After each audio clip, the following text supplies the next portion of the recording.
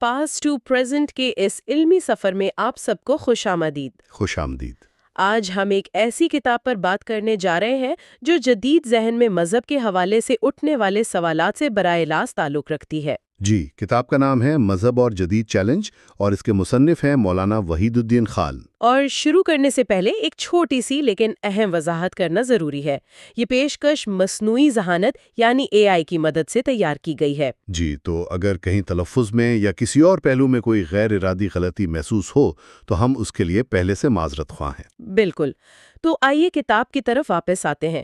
اس کتاب کی خاص بات کیا ہے؟ دیکھیں، اس کتاب کا جو اسلوب ہے وہ بہت منفرد ہے۔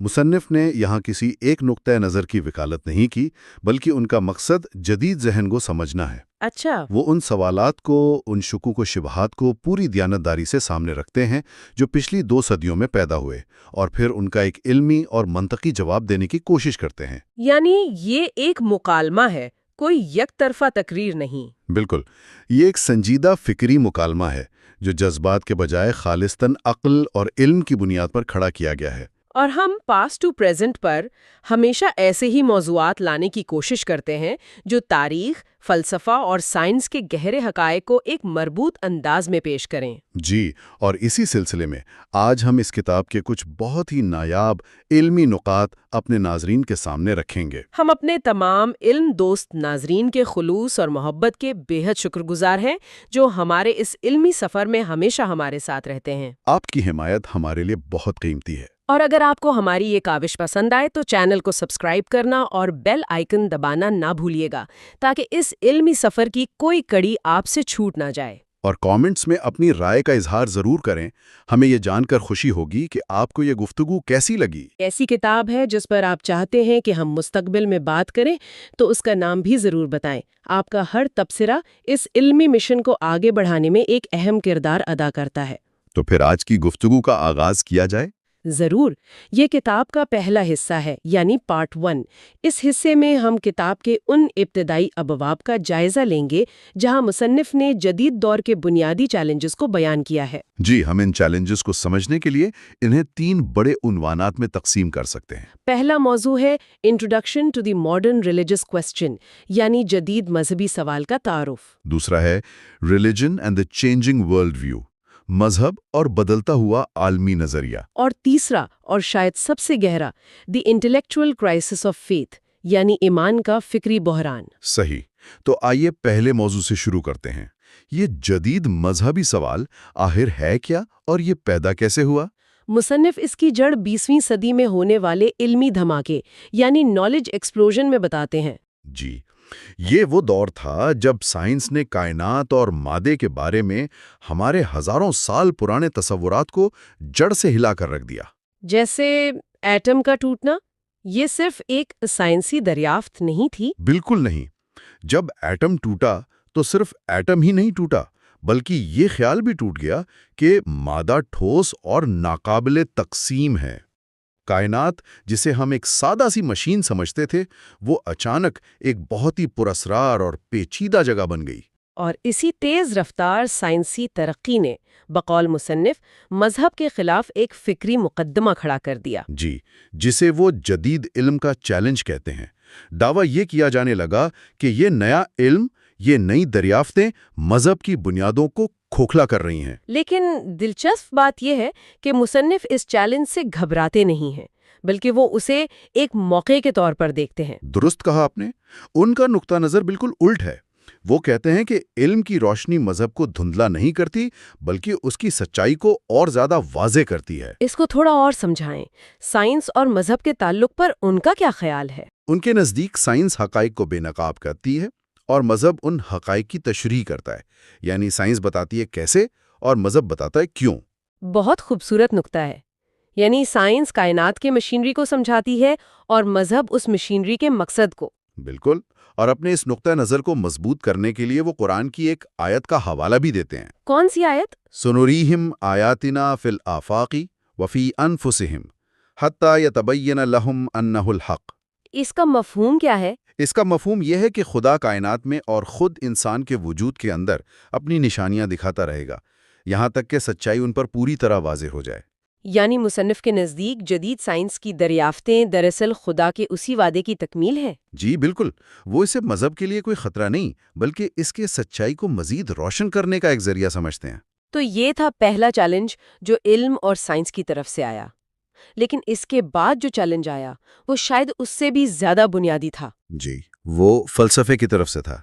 اس نے اس بات کے اصول ہی بدلنے کی کوشش کی کہ ہم کسی چیز کو جانتے کیسے ہیں۔ اور یہی ہمیں اپنے دوسرے موضوع پر لاتا ہے، religion and the changing world view. یہاں مصنف فرانسیسی مفکر آگسٹ کامٹ کے نظریے کا ذکر کرتے ہیں جو بہت اہم ہے۔ کامٹ نے کہا کہ انسانی سوچ نے وقت کے ساتھ 3 بڑے مراحل طے کیے ہیں۔ 3 مراحل، اچھا، پہلا کون سا تھا؟ پہلا تھا الہیاتی مرحلہ یعنی تھیولوجیکل سٹیج۔ یعنی سب کچھ خدا کرتا ہے والا دور۔ اگر بارش ہو رہی ہے تو خدا برسا رہا ہے، زلزلہ آیا تو کوئی دیوتا ناراض ہو گیا ہے۔ بالکل، ہر واقعے کی توجیہ کسی مافوق الفطرت یا خدائی طاقت سے کی جاتی تھی۔ یہ انسانی سوچ کا پہلا قدم تھا۔ اور اس کے بعد دوسرا مرحلہ آیا جسے کامٹ نے مابعد الطبیعیاتی مرحلہ یا میٹافزیکل سٹیج کہا۔ یہ تھوڑا مشکل لگ رہا ہے، اس کا کیا مطلب ہے؟ اس مرحلے میں انسان نے کہا کہ نہیں، ہر چیز کے پیچھے براہ راست کوئی خدا یا دیوتا نہیں، بلکہ فطرت کے کچھ تجریدی اصول ہیں، کچھ غیر شخصی قوتیں ہیں جو کام کر رہی ہیں۔ اچھا، تو اب وجہ خدا سے بدل کر فطرت بن گئی۔ جی، اور پھر آیا تیسرا اور کامٹ کے مطابق آخری مرحلہ، مثبت یا سائنسی مرحلہ یعنی پازیٹیو سٹیج۔ یہ مجھے ثبوت دکھاؤ والا دور تھا۔ بالکل، جو نظر آتا ہے وہی سچ ہے۔ یہی وہ دور ہے جسے بعد میں ایک فلسفیانہ تحریک کی شکل ملی جسے لاجیکل پازیٹیوزم کہا گیا۔ اور اس تحریک کا بنیادی اصول کیا تھا؟ اس کا ایک ہی اصول تھا، اگر آپ کسی چیز کو دیکھ نہیں سکتے، ناپ نہیں سکتے یا لیبارٹری میں اس کا تجربہ نہیں کر سکتے تو وہ حقیقی علم نہیں ہے۔ تو پھر وہ کیا ہے؟ اگر علم نہیں ہے تو وہ محض آپ کی ذاتی رائے ہو سکتی ہے، شاعری ہو سکتی ہے، کوئی خوبصورت خیال ہو سکتا ہے، لیکن وہ موضوعی حقیقت یا علم نہیں ہو سکتا۔ اور ڈیوڈ ہیوم، برٹرینڈ رسل جیسے بڑے نام اسی نظریے سے وابستہ تھے۔ انہوں نے ہی اس نظریے کو پروان چڑھایا تو علم کی ایک نئی تعریف سامنے آئی۔ علم صرف وہ ہے جس کی تصدیق براہ راست یا بالواسطہ تجربے سے ہو سکے۔ یہاں ایک لمحے کے لیے رکتے ہیں۔ اگر علم کی تعریف یہ بن گئی ہے تو یہ تو مذہب کے لیے ایک بہت بڑا مسئلہ ہے۔ یہی تو اصل چیلنج تھا۔ کیونکہ مذہب کے جو بنیادی دعوے ہیں، خدا کا وجود، روح، فرشتوں کا وجود، آخرت، یہ تو اپنی تعریف کے لحاظ سے ہی طبعی ثبوت اور تجربے کے دائرے سے باہر ہے۔ بالکل، یہ تو ایسا ہی ہے جیسے کوئی کہے کہ میں محبت کو کلوگرام میں تول کر دکھاؤں گا یا انصاف کا رنگ بتاؤں گا۔ یعنی پیمانے غلط استعمال کیا جا رہا تھا۔ جی، لیکن اس نئے عالمی نظریے میں صرف یہی ایک پیمانہ تھا جو قابل قبول تھا۔ چونکہ مذہب کا بنیادی موضوع غیب یعنی ان سین ریالٹی ہے، اس لیے اس نئے علمی معیار پر مذہب ایک غیر حقیقی تصور دکھائی دینے لگا۔ اور اسی سوچ سے ایک اور نظریہ پیدا ہوا جسے فطرت پرستی یا نیچرلزم کہتے ہیں۔ جی، مصنف اس کے لیے ماہر حیاتیات جولین ہکسلے کا حوالہ دیتے ہیں۔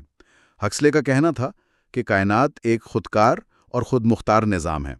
ایک مشین کی طرح؟ ہاں، ایک خودکار مشین کی طرح جو فطرت کے قوانین یعنی لا آف نیچر کے تحت خود بخود چل رہی ہے۔ اسے چلانے کے لیے باہر سے کسی طاقت کی، کسی خدا کی کوئی ضرورت نہیں۔ اور اسی نظریے نے وحی کے بغیر مذہب یعنی ریلیجن وداؤٹ ریویلیشن کا تصور پیش کیا۔ یہ جملہ آج بھی بہت سننے کو ملتا ہے۔ بالکل، لوگ کہتے ہیں میں روحانی ہوں لیکن مذہبی نہیں۔ یہ خیال یہیں سے نکلا ہے کہ انسان کو روحانیت کے لیے کسی آسمانی ہدایت یا کتاب کی ضرورت نہیں، وہ فطرت کو دیکھ کر ہی سب کچھ سمجھ سکتا ہے۔ گویا کائنات اپنے آپ میں مکمل اور خود کفیل ہے، اس میں کسی مافوق الفطرت مداخلت کی نہ کوئی گنجائش ہے اور نہ ہی کوئی ضرورت۔ یہی اس نظریے کا خلاصہ تھا۔ تو اب تک کا خلاصہ یہ ہوا کہ پہلے سائنس نے حقائق بدلے، پھر فلسفے نے سچائی کو پرکھنے کے اصول ہی بدل دیے، اور پھر فطرت پرستی نے خدا کی ضرورت پر ہی سوالیہ نشان لگا دیا۔ جی، لیکن حملے یہیں ختم نہیں ہوئے۔ اس کے بعد جو دلائل آئے وہ شاید سب سے زیادہ ذاتی تھے۔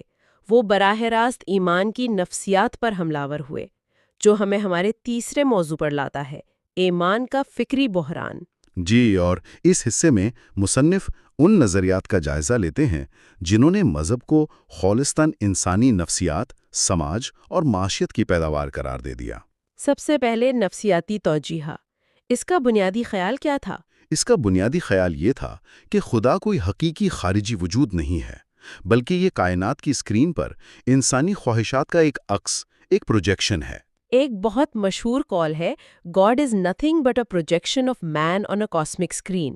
بالکل، یعنی خدا نے انسان کو اپنی صورت پر نہیں بنایا، بلکہ انسان نے اپنی خواہشات، اپنے خوف اور اپنی امیدوں کی صورت پر خدا کو بنایا ہے۔ اور اس خیال کو سب سے زیادہ منظم اور سائنسی شکل کس نے دی؟ سگمنڈ فرائیڈ نے۔ فرائیڈ، ان کا نظریہ کیا تھا؟ فرائیڈ نے کہا کہ مذہبی عقائد ہمارے بچپن کی دبی ہوئی خواہشات یعنی چائلڈہڈ ریپریشنز کا نتیجہ ہیں۔ ان کا مشہور نظریہ فادر کمپلیکس تھا۔ اچھا، یہ فادر کمپلیکس کیا ہے؟ ان کے مطابق بچہ جب چھوٹا ہوتا ہے تو اپنے باپ کو دنیا کی سب سے طاقتور، سب سے محفوظ پناہ گاہ سمجھتا ہے۔ وہ ہر مشکل میں اس کی طرف دیکھتا ہے۔ صحیح۔ لیکن جب وہ بڑا ہوتا ہے تو اسے احساس ہوتا ہے کہ اس کا باپ بھی ایک عام انسان ہے، وہ بھی کمزور ہے، بیمار ہوتا ہے اور ایک دن مر جائے گا۔ یہ احساس اس کے اندر سے تحفظ کا احساس چھین لیتا ہے۔ تو اس احساس عدم تحفظ کا کیا ہوتا ہے؟ فرائیڈ کے مطابق اسی کمی کو پورا کرنے کے لیے انسان لاشعوری طور پر ایک آسمانی باپ کا تصور تخلیق کرتا ہے، ایک ایسا باپ جو کبھی نہیں مرتا، جو ہر چیز پر قادر ہے اور جو ہمیشہ اس کی حفاظت کرے گا۔ یہ ایک بہت ہی طاقتور اور پریشان کن دلیل ہے۔ یقیناً یہ آپ کے گہرے سے گہرے روحانی تجربے کو لیتی ہے اور اسے ایک کلینیکل علامت، ایک کلینیکل سمٹم میں بدل دیتی ہے۔ یہ کہہ رہی ہے کہ آپ کا ایمان دراصل آپ کا ایک نفسیاتی مسئلہ ہے۔ یہی اس دلیل کی طاقت تھی۔ یہ تو ہوئی نفسیاتی توجیہ، اس کے بعد سماجی اور تاریخی دلائل آئے۔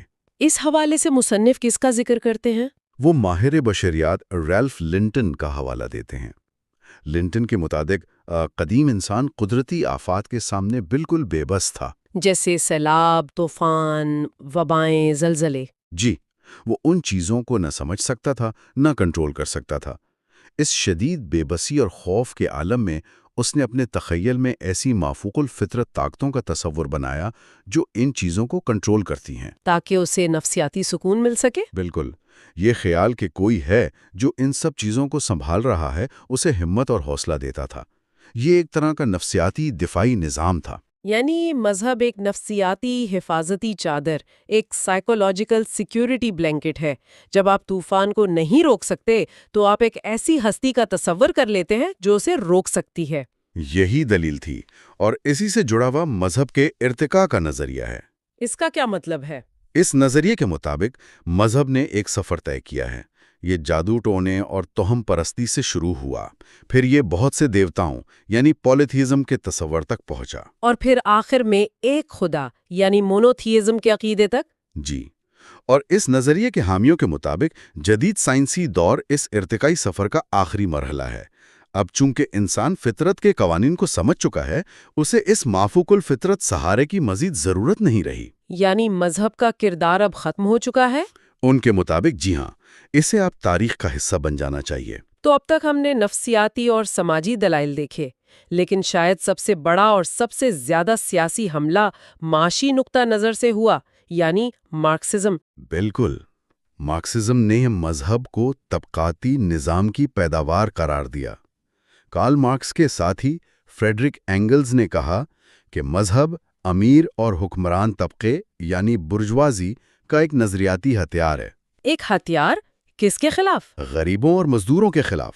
اینگلز کے مطابق اس کا مقصد غریبوں کے ذہنوں پر پردہ ڈالنا ہے، جس کے لیے وہ بی فاگنگ آف دا مائنڈز کی اصطلاح استعمال کرتے ہیں، تاکہ وہ اپنے استحصال پر سوال نہ اٹھا سکیں۔ جی، تاکہ غریب اپنی غربت اور تکلیف کو خدا کی مرضی سمجھ کر قبول کر لے اور کبھی بھی حکمران طبقے کے خلاف بغاوت نہ کرے۔ یہیں سے مارکس کا وہ مشہور زمانہ کال آیا کہ مذہب عوام کے لیے افیون ہے۔ جی، ایک ایسی دوا جو انہیں سلائے رکھتی ہے تاکہ حکمران طبقہ آرام سے ان کا استحصال کرتا رہے۔ اگر اس دلیل کو ایک جملے میں بیان کرنا ہو تو شاید یہ ہوگا: مذہب غریبوں کو آخرت کی امید دلاتا ہے تاکہ وہ اس دنیا میں بغاوت نہ کریں۔ یہی بنیادی نقطہ تھا۔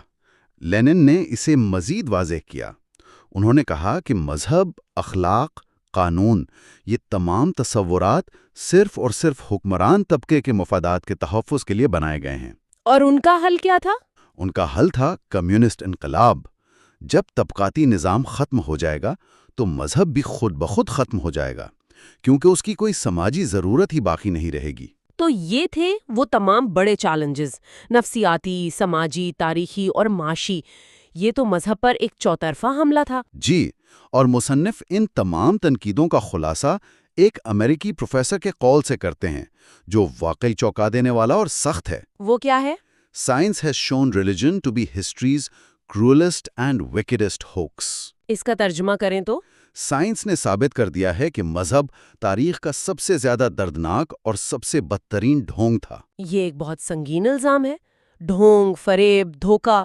جی، اور یہی وہ حتمی الزام ہے جس کا جواب دینا اس کتاب کا بنیادی مقصد ہے۔ جدید دور نے مذہب کو صرف غیر ضروری یا پرانا ہی نہیں کہا، بلکہ اسے انسانی تاریخ کا سب سے بڑا فریب قرار دیا۔ تو آج کی گفتگو میں، یعنی اس سلسلے کے پہلے حصے میں، ہم نے جدید دور کے ان تمام فکری حملوں کا جائزہ لیا جو مذہب پر کیے گئے، جیسا کہ اس کتاب کے ابتدائی ابواب میں بیان ہوا ہے۔ جی، ہم نے دیکھا کہ کیسے سائنس نے کائنات کے بارے میں ہماری سمجھ بدلی، فلسفے نے علم کے پیمانے بدلے، اور پھر نفسیات، سماجیات اور معاشیات نے خود ایمان کی بنیادوں پر سوال اٹھا دیے۔ یہ گویا مذہب کے خلاف استغاثہ کا مکمل مقدمہ تھا۔ تمام دلائل پیش کر دیے گئے۔ اور یہ سمجھنا بہت ضروری تھا کہ چیلنج کی نوعیت کیا ہے۔ اس سے پہلے کہ ہم مصنف کے جواب کی طرف بڑھیں، یہ جاننا لازمی تھا کہ مقدمہ کتنا سنگین اور کتنا ہمہ جہت ہے۔ بالکل، کیونکہ یہی وہ دلائل ہیں جنہوں نے پچھلی 2 صدیوں میں کروڑوں ذہنوں کو متاثر کیا ہے اور آج بھی کر رہے ہیں۔ صحیح۔ ان دلائل کا جواب کیا ہے؟ مصنف اس مقدمے کا دفاع کیسے کرتے ہیں؟ یہ ہم اگلے حصے میں تلاش کریں گے۔ جی، ہماری گفتگو کے دوسرے حصے یعنی پارٹ 2 میں ہم دیکھیں گے کہ مصنف ان چیلنجز کا جواب کیسے دیتے ہیں۔ ہم دیکھیں گے کہ وہ کس طرح جدید سائنس، عقل اور تجربے کی اپنی حدود کو واضح کرتے ہیں اور مذہب کے مقدمے کو ایک نئے استدلالی انداز میں پیش کرتے ہیں۔ اگلے حصے میں بحث کا مرکز کتاب کے اگلے ابواب، تبصرہ اور استدلال کا طریقہ ہوں گے، جہاں اصل مکالمہ شروع ہوتا ہے۔ اور ہم اپنے ناظرین کو یقین دلاتے ہیں کہ اگلا حصہ بھی ایک بھرپور اور تفصیلی گفتگو پر مبنی ہوگا اور اس کی طوالت بھی 30 منٹ سے کم نہیں ہوگی۔ بالکل۔ اس گفتگو کو ختم کرتے ہوئے ایک سوال سوچنے کے لیے چھوڑ جاتے ہیں۔ جب جدید دنیا کا ہر دعویٰ مشاہدے اور تجربے کا ٹھوس ثبوت مانگتا ہے، تو اس ہستی کا مقدمہ کیسے پیش کیا جائے جو اپنی تعریف کے مطابق ہی حواس خمسہ کی پہنچ سے باہر ہے؟ کیا استدلال کے پیمانے بدل جاتے ہیں یا پھر ہمیں استدلال کی گہرائیوں میں کچھ نیا تلاش کرنا پڑتا ہے؟ اسی سوال کے جواب کی تلاش ہم اگلے حصے میں کریں گے۔ پچھلے حصے میں ہم نے مصنف کے مطابق مذہب کی تعریف اور اس کے استدلال کے طریقوں پر بات کی تھی۔ ہم نے دیکھا تھا کہ مذہب اپنی سچائی کا دعویٰ وحی اور الہام کی بنیاد پر کرتا ہے۔ آج ہم اس کہانی کے دوسرے اور شاید سب سے ڈرامائی حصے میں داخل ہو رہے ہیں۔ بالکل، اس حصے میں ہم اس عظیم فکری تصادم کا جائزہ لیں گے جو پچھلی چند صدیوں میں مذہب اور جدید سائنسی فکر کے درمیان ہوا ہے۔ مصنف نے اس بحث کو انتہائی موضوعی انداز میں پیش کیا ہے اور وہ ہمیں بتاتے ہیں کہ کیسے سائنس اور عقلیت پسندی نے ان بنیادوں کو چیلنج کیا جن پر روایتی مذہبی ڈھانچے کھڑے تھے۔ تو یہ صرف چند نظریات کا ٹکراؤ نہیں تھا، بلکہ یہ حقیقت کو جاننے اور پرکھنے کے 2 بالکل مختلف نظاموں کی کشمکش تھی۔ جی، مصنف نے اس فکری جنگ کو سمجھانے کے لیے اسے مختلف حصوں میں تقسیم کیا ہے۔ آج ہم جن موضوعات کا احاطہ کریں گے وہ مصنف کی کتاب کے ان ابواب پر مبنی ہے۔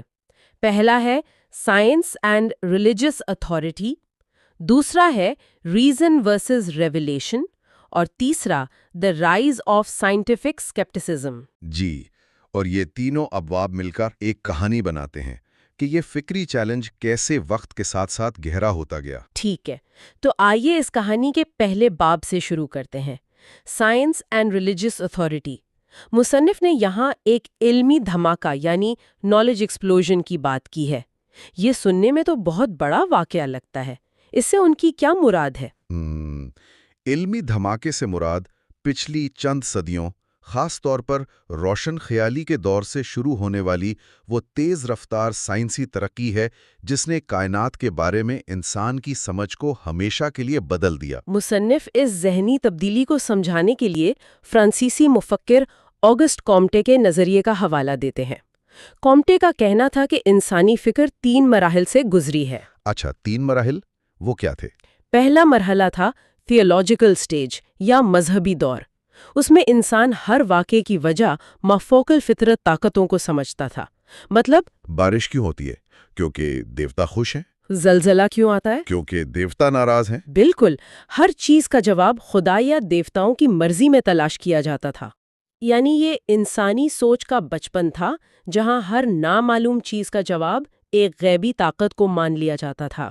آپ اسے ایسے کہہ سکتی ہیں، کامٹے کے مطابق دوسرا مرحلہ تھا میٹافزیکل سٹیج۔ اس میں انسان نے دیوتاؤں کا نام لینا تو چھوڑ دیا، لیکن واقعات کی وجہ غیر مرئی اور تجریدی قوتوں کو قرار دیا۔ مطلب وہ یہ تو نہیں کہتے تھے کہ دیوتا نے بارش برسائی، لیکن کہتے تھے کہ فطرت کی کوئی طاقت ہے جو ایسا کر رہی ہے۔ یہ ایک درمیانی کیفیت تھی۔ اور تیسرا مرحلہ جو غالباً سب سے اہم ہے؟ جی، تیسرا اور آخری مرحلہ ہے پازیٹیو سٹیج، یعنی سائنسی دور۔ کامٹے کے مطابق یہ انسانی فکر کا سب سے پختہ دور ہے۔ یہاں علم کی بنیاد صرف ان چیزوں پر رکھی جاتی ہے جنہیں ہم اپنے حواس سے دیکھ، چھو یا ناپ سکیں، یعنی مشاہدہ اور تجربہ۔ تو اب واقعات کی وضاحت مافوق الفطرت طاقتوں سے نہیں بلکہ فطرت کے عمومی قوانین سے کی جاتی ہے۔ بالکل، جنرل لاز۔ واہ، یہ تو سوچ کا ایک پورا پیراڈائم شفٹ ہے۔ تو مصنف کے مطابق اس نظریے کی سب سے بڑی بات یہ ہے کہ یہ انسانی سوچ کو ایک سیدھی لکیر میں دیکھتا ہے، جہاں مذہب ایک بچپن کی طرح ہے اور سائنس جوانی کی طرح۔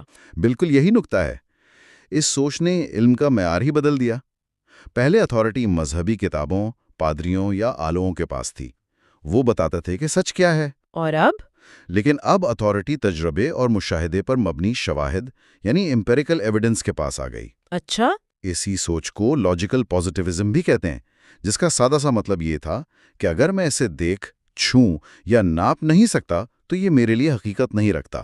اور اس نے تو براہ راست مذہبی عقائد کو چیلنج کیا ہوگا، کیونکہ ان کی بنیاد تو تجرباتی ثبوت پر نہیں بلکہ وحی پر تھی۔ جی ہاں، بالکل۔ یہیں سے عقل اور وحی کی وہ مشہور کشمکش شروع ہوتی ہے جو آج تک جاری ہے۔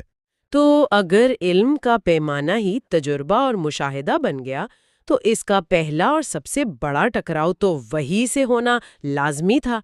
کیا مصنف اسی نقطے کو ہمارے دوسرے باب ریزن ورسز ریویلیشن میں آگے بڑھاتے ہیں؟ جی، وہ اسی کو آگے بڑھاتے ہیں۔ مصنف کے مطابق اس فکری انقلاب کا ایک بہت بڑا موڑ نیوٹن کا کام تھا۔ جب نیوٹن نے دکھایا کہ سیاروں کی گردش سے لے کر زمین پر گرتے ہوئے چیپ تک ہر چیز وہ ناقابل تبدیل قوانین فطرت کے تحت کام کر رہی ہے، تو کائنات کا تصور ہی بدل گیا۔ کیسے بدل گیا؟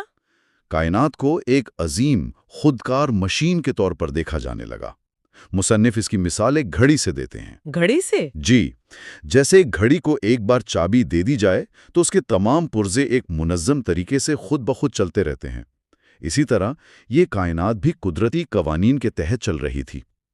اس سوچ نے ایک بہت بڑا سوال کھڑا کر دیا کہ اگر کائنات ایک خودکار مشین کی طرح ہے تو پھر اسے چلانے کے لیے روز روز خدا کی مداخلت کی ضرورت کہاں ہے؟ بالکل، یعنی اگر ہر واقعے کی کوئی نہ کوئی طبعی وجہ موجود ہے جسے ہم ڈھونڈ سکتے ہیں، تو پھر مافوق الفطرت وجہ کی گنجائش کہاں رہتی ہے؟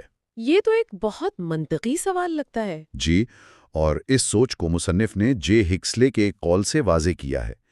اگر واقعات قدرتی وجوہات کا نتیجہ ہیں تو وہ مافوق الفطرت وجوہات کا نتیجہ نہیں ہو سکتے۔ تو اس نظریے نے ایک ایسی دنیا کا تصور دیا جہاں خدا کو ایک غیر ضروری مفروضہ سمجھا جانے لگا۔ جی، an unnecessary hypothesis۔ سائنسدانوں کا کہنا تھا کہ ہمیں کائنات کو سمجھنے کے لیے خدا نامی متغیر کی ضرورت ہی نہیں ہے۔ لیکن ایک منٹ، یہاں ایک دلچسپ بات ہے۔ گھڑی خود بخود چلتی ہے، یہ ٹھیک ہے، لیکن گھڑی کو بنانے والا بھی تو کوئی ہوتا ہے۔ کیا مصنف اس پہلو پر بات کرتے ہیں؟ یہ بہت اہم نکتہ ہے اور مصنف اس پر خاص طور پر زور دیتے ہیں۔ وہ واضح کرتے ہیں کہ سائنس اور مذہب کے دائرہ کار میں فرق ہے۔ اچھا، سائنس کیا اور کیسے کا جواب دیتی ہے، لیکن کیوں کا جواب نہیں دیتی۔ وہ گھڑی کی مثال کو آگے بڑھاتے ہوئے کہتے ہیں کہ سائنس ہمیں یہ بتا سکتی ہے کہ گھڑی کے پرزے کیسے کام کرتے ہیں، لیکن یہ نہیں بتا سکتی کہ اس گھڑی کو بنانے والا کون ہے اور اس نے اسے کیوں بنایا۔ اس کی کوئی اور مثال دے سکتے ہیں تاکہ یہ فرق مزید واضح ہو؟ جی، مصنف ایک ڈاکٹر کی مثال دیتے ہیں۔ ایک ڈاکٹر یہ تفصیل سے بتا سکتا ہے کہ خون کے سرخ خلیات یعنی ریڈ بلڈ سیلز پھیپڑوں سے آکسیجن کیسے اٹھاتے ہیں اور اسے جسم کے ہر حصے تک کیسے پہنچاتے ہیں؟ جی، وہ اس پورے عمل کی کیمیائی اور طبی وضاحت کر دے گا۔ لیکن اگر آپ اس سے پوچھیں کہ یہ پورا نظام کیوں موجود ہے، زندگی کا مقصد کیا ہے، تو یہ سوال سائنس کے دائرہ کار سے باہر ہے۔ بالکل، سائنس فطرت کی وضاحت نہیں کرتی بلکہ صرف اس کا مطالعہ یعنی ڈسکرپشن کرتی ہے۔ یہ ایک ایسی باریک تفریق ہے جسے اکثر نظر انداز کر دیا جاتا ہے۔ اچھا، تو پہلے سائنس نے اتھارٹی کو چیلنج کیا، پھر علم کے طریقے یعنی وحی کو۔ لیکن مصنف کے مطابق بات یہاں رکی نہیں، چیلنج اس سے بھی زیادہ گہرا اور ذاتی ہو گیا۔ جی ہاں، یہ ہمیں ہمارے تیسرے باب دی رائز آف سائنٹیفک اسکیپٹسزم کی طرف لاتا ہے۔ جی، جب سائنس نے طبی دنیا کی اتنی کامیاب وضاحتیں پیش کر دیں تو مفکرین نے سوچا کہ کیوں نہ اسی سائنسی طریقہ کار کو انسانی نفسیات، تاریخ اور معاشرے پر بھی لاگو کیا جائے۔ اور یہاں سے مذہب پر شکوک و شبہات کی ایک نئی لہر اٹھی۔ جی ہاں، مصنف ان میں سے 3 بڑی دلیلوں کا ذکر کرتے ہیں: نفسیاتی، سماجیاتی اور مارکسسٹ۔ آئیے پہلے نفسیاتی دلیل پر بات کرتے ہیں۔ یہ فرائیڈ کا نام اس سلسلے میں بہت آتا ہے۔ ان کا نظریہ کیا تھا؟ مصنف کے مطابق فرائیڈ جیسے مفکرین نے کہا کہ خدا کا تصور کوئی بیرونی حقیقت نہیں ہے، بلکہ یہ انسان کی اپنی نفسیاتی خواہشات کا عکس یعنی پروجیکشن ہے۔ پروجیکشن، اسے آسان لفظوں میں کیسے سمجھیں گے؟ اسے ایسے سمجھیں کہ جیسے ہم خود غصے میں ہوں تو ہمیں لگتا ہے کہ سامنے والا بھی ہمیں گھور رہا ہے، حالانکہ ایسا نہیں ہوتا، ہم اپنا جذبہ اس پر پروجیکٹ کر رہے ہوتے ہیں۔ ٹھیک ہے۔ فرائیڈ کے مطابق خدا کا تصور بھی انسان نے اپنی ضرورتوں اور خوف کو کائنات پر پروجیکٹ کر کے بنایا ہے۔ انہوں نے اسے فادر کمپلیکس کا نام دیا۔ Father complex? جی، جس طرح ایک چھوٹا بچہ اپنے باپ کو دنیا کی سب سے طاقتور اور حفاظت کرنے والی ہستی سمجھتا ہے، اسی طرح انسان نے کائنات کی سطح پر ایک طاقتور محافظ باپ کا تصور تخلیق کر لیا جو اسے مشکلات میں تحفظ فراہم کرے۔ تو اس نظریے کے مطابق خدا آسمان پر موجود ایک تصوراتی عکس سے زیادہ کچھ نہیں ہے۔ ان کے مطابق جی۔ یہ تو مذہب کی بنیادوں پر ایک بہت گہرا نفسیاتی حملہ ہے۔ اب سماجیاتی دلیل کی طرف آتے ہیں، اس کا کیا کہنا تھا؟ اس نظریے کے مطابق مذہب ابتدائی انسانی معاشروں کے لیے ایک سماجی ضرورت تھا۔ جب انسان سیلاب، طوفان اور بیماریوں کی سائنسی وجوہات سے ناواقف تھا جی، دیوتاؤں کو خوش کرنے کے لیے قربانیاں اور رسومات ادا کی جاتیں۔ اس کے علاوہ مذہب نے اخلاقیات اور سماجی قانونوں کا ایک ڈھانچہ فراہم کیا جس سے معاشرہ منظم رہا۔ ایک منٹ، لیکن یہ دلیل کچھ زیادہ ہی سادہ نہیں لگتی؟ آج بھی تو لوگ بیماری میں دوا کے ساتھ دعا کرتے ہیں۔ کیا مصنف اس پہلو پر بات کرتے ہیں کہ یہ دونوں چیزیں ایک ساتھ کیسے چلتی ہیں؟ آپ کا سوال بہت اہم ہے۔ دیکھیں، مصنف یہاں صرف ان چیلنجز کو پیش کر رہے ہیں جو مذہب کے مخالفین نے اٹھائے۔ ان مخالفین کے نزدیک مذہب ایک سیڑھی کی طرح تھا۔ سیڑھی؟ جی، جس پر چڑھ کر انسانیت نے ترقی کی۔ جب انسان کو معلوم ہو گیا کہ بیماریاں جراثیم سے ہوتی ہیں نہ کہ دیوتا کی ناراضگی سے، تو اس نے دوا ایجاد کی۔ اور جب معاشرے کو منظم کرنے کے لیے پولیس اور عدالتیں بن گئیں تو مذہبی قوانین کی ضرورت نہ رہی۔ بالکل، ان کے مطابق منزل پر پہنچنے کے بعد اس سیڑھی کی ضرورت باقی نہیں رہتی۔ یعنی جیسے جیسے علم بڑھا، مذہب کی سماجی افادیت ختم ہوتی گئی۔ یہ ایک بہت سخت موقف ہے، اور اس سے بھی زیادہ سخت تنقید مارکسسٹ دلیل میں ملتی ہے نا؟ جی، مصنف کمیونسٹ نظریے کا حوالہ دیتے ہیں جسے کارل مارکس نے پیش کیا۔ ان کے مطابق مذہب، اخلاقیات اور قانون یہ سب حکمران طبقے یعنی بورژوازی کے اوزار ہیں۔ اوزار کس لیے؟ جو انہوں نے غریبوں کا استحصال جاری رکھنے کے لیے بنائے۔ مارکس کا مشہور جملہ ہے کہ مذہب عوام کے لیے افیون ہے۔ افیون؟ مطلب یہ تھا کہ مذہب غریبوں کو اس دنیا کی ناانصافیوں پر صبر کرنے کا درس دیتا ہے اور ایک خیالی جنت کا وعدہ کرتا ہے تاکہ وہ اپنی حقیقی مشکلات سے غافل رہیں اور امیروں کے بنائے ہوئے نظام کے خلاف بغاوت نہ کریں۔ یہ تو مذہب پر بہت ہی سنگین الزامات ہیں۔ کیا مصنف نے اس انتہا پسندی کی کوئی مثال بھی دی ہے؟ جی، وہ ایک امریکی پروفیسر کا قول نقل کرتے ہیں جو اس سوچ کی انتہا کو ظاہر کرتا ہے۔ وہ کہتے ہیں، "Science has shown religion to be history's cruelest and wickedest hooks." Science نے ثابت کر دیا ہے کہ مذہب تاریخ کا سب سے زیادہ ظالمانہ اور بدترین دھوکہ تھا۔ جی، یہ ایک بہت ہی شدید اور تلخ موقف ہے، لیکن جیسا کہ ہم نے شروع میں واضح کیا، یہاں یہ سمجھنا بہت ضروری ہے کہ مصنف یہ تمام دلائل مذہب کے مخالفین کے نقطہ نظر کے طور پر پیش کر رہے ہیں، وہ ان کی وکالت نہیں کر رہے۔ بالکل۔ مصنف کا مقصد ان چیلنجز کو انٹلیکچولی اینالائز کرنا ہے، نہ کہ انہیں تسلیم کرنا۔ درحقیقت وہ اپنی کتاب کے اگلے حصوں میں ان دلائل کا تفصیلی جواب دینے کی کوشش کرتے ہیں۔ اچھا۔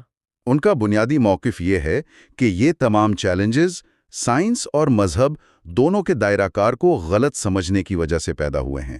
مخالفین نے سائنس کو اس کے دائرے سے باہر استعمال کرنے کی کوشش کی، اور مذہب کو اس کے حقیقی میدان یعنی مقصد اور معنی کے میدان میں سمجھنے کی کوشش نہیں کی۔ بالکل۔ تو آج کی گفتگو کا خلاصہ یہ ہے کہ ہم نے ایک فکری جنگ کی 3 لہروں کو دیکھا۔ پہلی لہر میں سائنس نے علم کی اتھارٹی کو چیلنج کیا۔ جی، دوسری لہر میں اس نے علم کے طریقے یعنی وحی کو چیلنج کیا، اور تیسری اور آخری لہر میں نفسیات اور سماجیات نے خود مذہبی یقین کی بنیادوں کو ہی چیلنج کر دیا۔ ہاں، اس نے صرف عقائد کو نہیں بلکہ علم اور حقیقت کی تعریف کو ہی بدلنے کی کوشش کی۔ اور جیسا کہ مصنف واضح کرتے ہیں، یہ اس فکری کشمکش کی کہانی کا صرف ایک رخ ہے۔ بالکل۔ یہ تصادم خود سائنس کی حدود، انسانی شعور کی نوعیت اور زندگی کے مقصد کے بارے میں گہرے سوالات کو جنم دیتا ہے۔ کیا واقعی سائنس ہر سوال کا جواب دے سکتی ہے؟ اور کیا انسانی تجربے کے وہ پہلو جیسے محبت، اخلاقیات اور خوبصورتی کا احساس محض کیمیائی تعاملات ہیں؟ یہ وہ سوالات ہیں جن پر اب بھی بحث جاری ہے۔ اگلے حصے یعنی حصہ سوم میں ہم جدید فلسفے، سیکولرزم اور معاشروں میں بدلتے ہوئے اخلاقی ڈھانچے پر بات کریں گے اور دیکھیں گے کہ مصنف ان چیلنجز کا جواب کیسے دیتے ہیں۔ اور یہ بھی واضح رہے کہ حصہ سوم بھی 30 منٹ سے کم نہیں ہوگا۔ معنی اور مقصد کی تلاش میں کہاں جاتا ہے؟ یہ سوال آج بھی اتنا ہی اہم ہے جتنا 1 صدی پہلے تھا۔ اس حصے میں ہم ان فلسفیانہ اور سماجی چیلنجز کا جائزہ لیں گے جو جدیدیت مذہب کے سامنے پیش کرتی ہے، جیسا کہ مصنف نے غیر جانبداری سے بحث کی ہے۔ پچھلی گفتگو میں ہم نے ان سائنسی چیلنجز پر بات کی تھی جنہوں نے کائنات کے بارے میں ہماری سمجھ کو سمجھیں کہ یکسر بدل دیا۔ جی، ہم نے دیکھا کہ کیسے کوپرنیکس، گیلیلیو اور پھر ڈارون کی دریافتوں نے انسان کو کائنات کے مرکز سے ہٹا دیا۔ بالکل۔ تو اب ہم دیکھیں گے کہ وہ جو سائنسی زلزلہ تھا وہ کس طرح فلسفے اور معاشرے میں ایک آپ کہہ لیں کہ سونامی کا باعث بنا۔ صحیح۔ تو گویا یہ ایک ڈومینو ایفیکٹ کی طرح تھا۔ پہلا ڈومینو گرا سائنس کے میدان میں، جی، اور اس نے آگے فلسفے، پھر معاشرے اور آخر میں اخلاقیات کی پوری عمارت کو ہلا کر رکھ دیا۔ بالکل یہی ہوا۔ مصنف کے مطابق یہ چیلنجز 3 بڑے شعبوں میں سامنے آئے جن پر ہم آج بات کریں گے۔ یہ ابواب ہیں ماڈرن فلسفی and faith, secularism and society, اور مورالیٹی وداؤٹ ریلیجن۔ تو آئیے اس کی گہرائی میں چلتے ہیں۔ میں یہ سمجھنا چاہتا ہوں کہ آخر یہ فکری تبدیلی آئی کہاں سے؟ مطلب انسان تو ہزاروں سال سے مذہب اور خدا پر یقین کرتا آ رہا تھا، اچانک ایسا کیا ہوا کہ ہر چیز پر سوال اٹھنے لگے؟ یہ فکری زلزلہ یہ شروع کہاں سے ہوا؟ دیکھیں، مصنف اس کی جڑیں 19ویں صدی کے ایک فرانسیسی مفکر آگسٹ کومٹ ان کے نظریے میں تلاش کرتی ہیں۔ آگسٹ کومٹ۔ اچھا، جی، کومٹ نے ایک بہت دلچسپ نظریہ پیش کیا کہ انسانی سوچ نے ارتقاء کے آپ کہہ لیں 3 مرحلے طے کیے ہیں۔ 3 مرحلے؟ ہاں، پہلا مرحلہ جسے وہ تھیولوجیکل سٹیج کہتی ہیں وہ دور تھا جب انسان ہر چیز کی وجہ کسی غیبی طاقت یا دیوی دیوتا کو مانتا تھا۔ جیسے بجلی چمکی تو دیوتا ناراض ہیں، یا فصل اچھی ہوئی تو دیوی خوش ہیں، اس طرح۔ بالکل، ہر سوال کا جواب مافوق الفطرت تھا۔ یہ تو سمجھ میں آتا ہے نا؟ جی یہ تو سمجھ میں آتا ہے۔ یعنی وہ دور جب ہمارے پاس قدرتی وجوہات کی کوئی سائنسی وضاحت نہیں تھی۔ اس کے بعد کیا ہوا؟ اس کے بعد دوسرا مرحلہ آیا جسے میٹا فزیکل سٹیج کہا گیا۔ اس دور میں انسان نے دیوی دیوتاؤں سے ہٹ کر غیر مرئی قوتوں اور تجریدی تصورات یعنی ایبسٹریکٹ کانسیپٹس میں جواب تلاش کرنا شروع کیا۔ اچھا، مثلاً یہ کہنا کہ کائنات ایک عالمگیر روح یا فطرت کے اصول کے تحت چل رہی ہے، یہ ایک درمیانی، ایک عبوری مرحلہ تھا۔ ٹھیک ہے۔ لیکن اصل دھماکہ ہوا تیسرے مرحلے میں، جسے کومٹ نے پازیٹیو سٹیج کا نام دیا۔ یہ ہے جدید سائنسی دور۔ Positive stage? جی، اور اس کا بنیادی اصول یہ تھا کہ علم صرف وہ ہے جو مشاہدے اور تجربے پر مبنی ہو، یعنی وہی چیز سچ ہے جسے آپ اپنی 5 حصوں سے محسوس کر سکیں، ناپ سکیں اور تجربہ گاہ میں ثابت کر سکیں۔ ایک منٹ، یہ تو بہت بڑی بات ہے۔ اس کا مطلب تو یہ ہوا کہ اس نظریے کے مطابق صدیوں پرانی مذہبی کتابیں، روحانی تجربات، بزرگوں کی باتیں، مطلب ایمان پر مبنی ہر عقیدے کو علم کے دائرے سے ہی باہر کر دیا گیا؟ بالکل۔ یہ تو صرف ایک فلسفیانہ نقطہ نہیں، یہ تو پورے تہذیبی ورثے پر ایک سوالیہ نشان تھا۔ آپ نے اس کے اثرات کو بالکل صحیح پکڑا ہے۔ اسی سوچ سے منطقی مثبت پسندی یعنی لاجیکل پازیٹیوزم کا فلسفہ پیدا ہوا۔ Logical positivism? جی، جس کا مصنف نے ہیوم، مل اور رسل جیسے مفکرین کے حوالے سے ذکر کیا ہے۔ اس فلسفے کا ایک سادہ سا اصول تھا، اگر میں کسی چیز کو دیکھ، چھو یا ناپ نہیں سکتی تو اس کے بارے میں بات کرنا وقت کا ضیاع ہے۔ اچھا۔ ان کے نزدیک خدا مہربان ہے جیسا جملہ سائنس کے لحاظ سے اتنا ہی بے معنی تھا جتنا یہ کہنا کہ سبز رنگ سو رہا ہے۔ کیوں؟ اس کی کیا وجہ تھی؟ کیونکہ آپ اسے تجربے سے نہ تو ثابت کر سکتی ہیں اور نہ ہی رد کر سکتی ہیں، اس لیے یہ ایک بامعنی بیان ہی نہیں ہے۔ تو یہ تو علم کی تعریف کو بھی بہت محدود کر دینا ہوا۔ اور اسی سوچ نے پھر کائنات کو دیکھنے کا انداز بھی بدلا ہوگا، ہے نا؟ مصنف نیوٹن کا ذکر کرتے ہیں جس نے کائنات کو ایک عظیم مشین کے طور پر پیش کیا۔ جی، اور مصنف اسے طبیعت پرستی یا نیچرلزم کا نام دیتی ہیں۔ جب نیوٹن جیسے سائنسدانوں نے یہ دکھایا کہ سیارے کشش ثقل کے قانون کے تحت ایک گھڑی کی طرح منظم انداز میں گھوم رہے ہیں، بالکل، ایک منظم مشین کی طرح، تو یہ خیال عام ہونے لگا کہ کائنات ناقابل تسخیر قوانین فطرت یعنی لاز آف نیچر کے تحت خود بخود چل رہی ہے۔ اور اس سے یہ سوال پیدا ہوا کہ پھر خدا کا کردار کیا ہے؟ بالکل، اگر کائنات ایک مکمل مشین ہے جو اپنے اصولوں پر چل رہی ہے تو پھر اسے چلانے والے کی ہر لمحہ ضرورت کہاں ہے؟ ویسے دلچسپ بات یہ ہے کہ نیوٹن خود تو بہت مذہبی انسان تھا۔ جی ہاں، یہ تاریخ کی ایک ستم ظریفی ہے۔ اس نے کبھی سوچا بھی نہیں ہوگا کہ اس کی دریافتیں ایک دن خدا کو مساوات سے باہر نکالنے کے لیے استعمال ہوں گی۔ تو پھر وہ مشہور قول جو کتاب میں ہے وہ اسی سوچ کا نتیجہ تھا؟ جی، مصنف یہاں ماہر حیاتیات جولین ہکسلے کا ایک بہت اہم قول نقل کرتی ہیں۔ اگر واقعات قدرتی اسباب کا نتیجہ ہیں تو وہ مافوق الفطرت اسباب کا نتیجہ نہیں ہو سکتے۔ یہ تو ایک بہت طاقتور خیال تھا۔ بہت زیادہ۔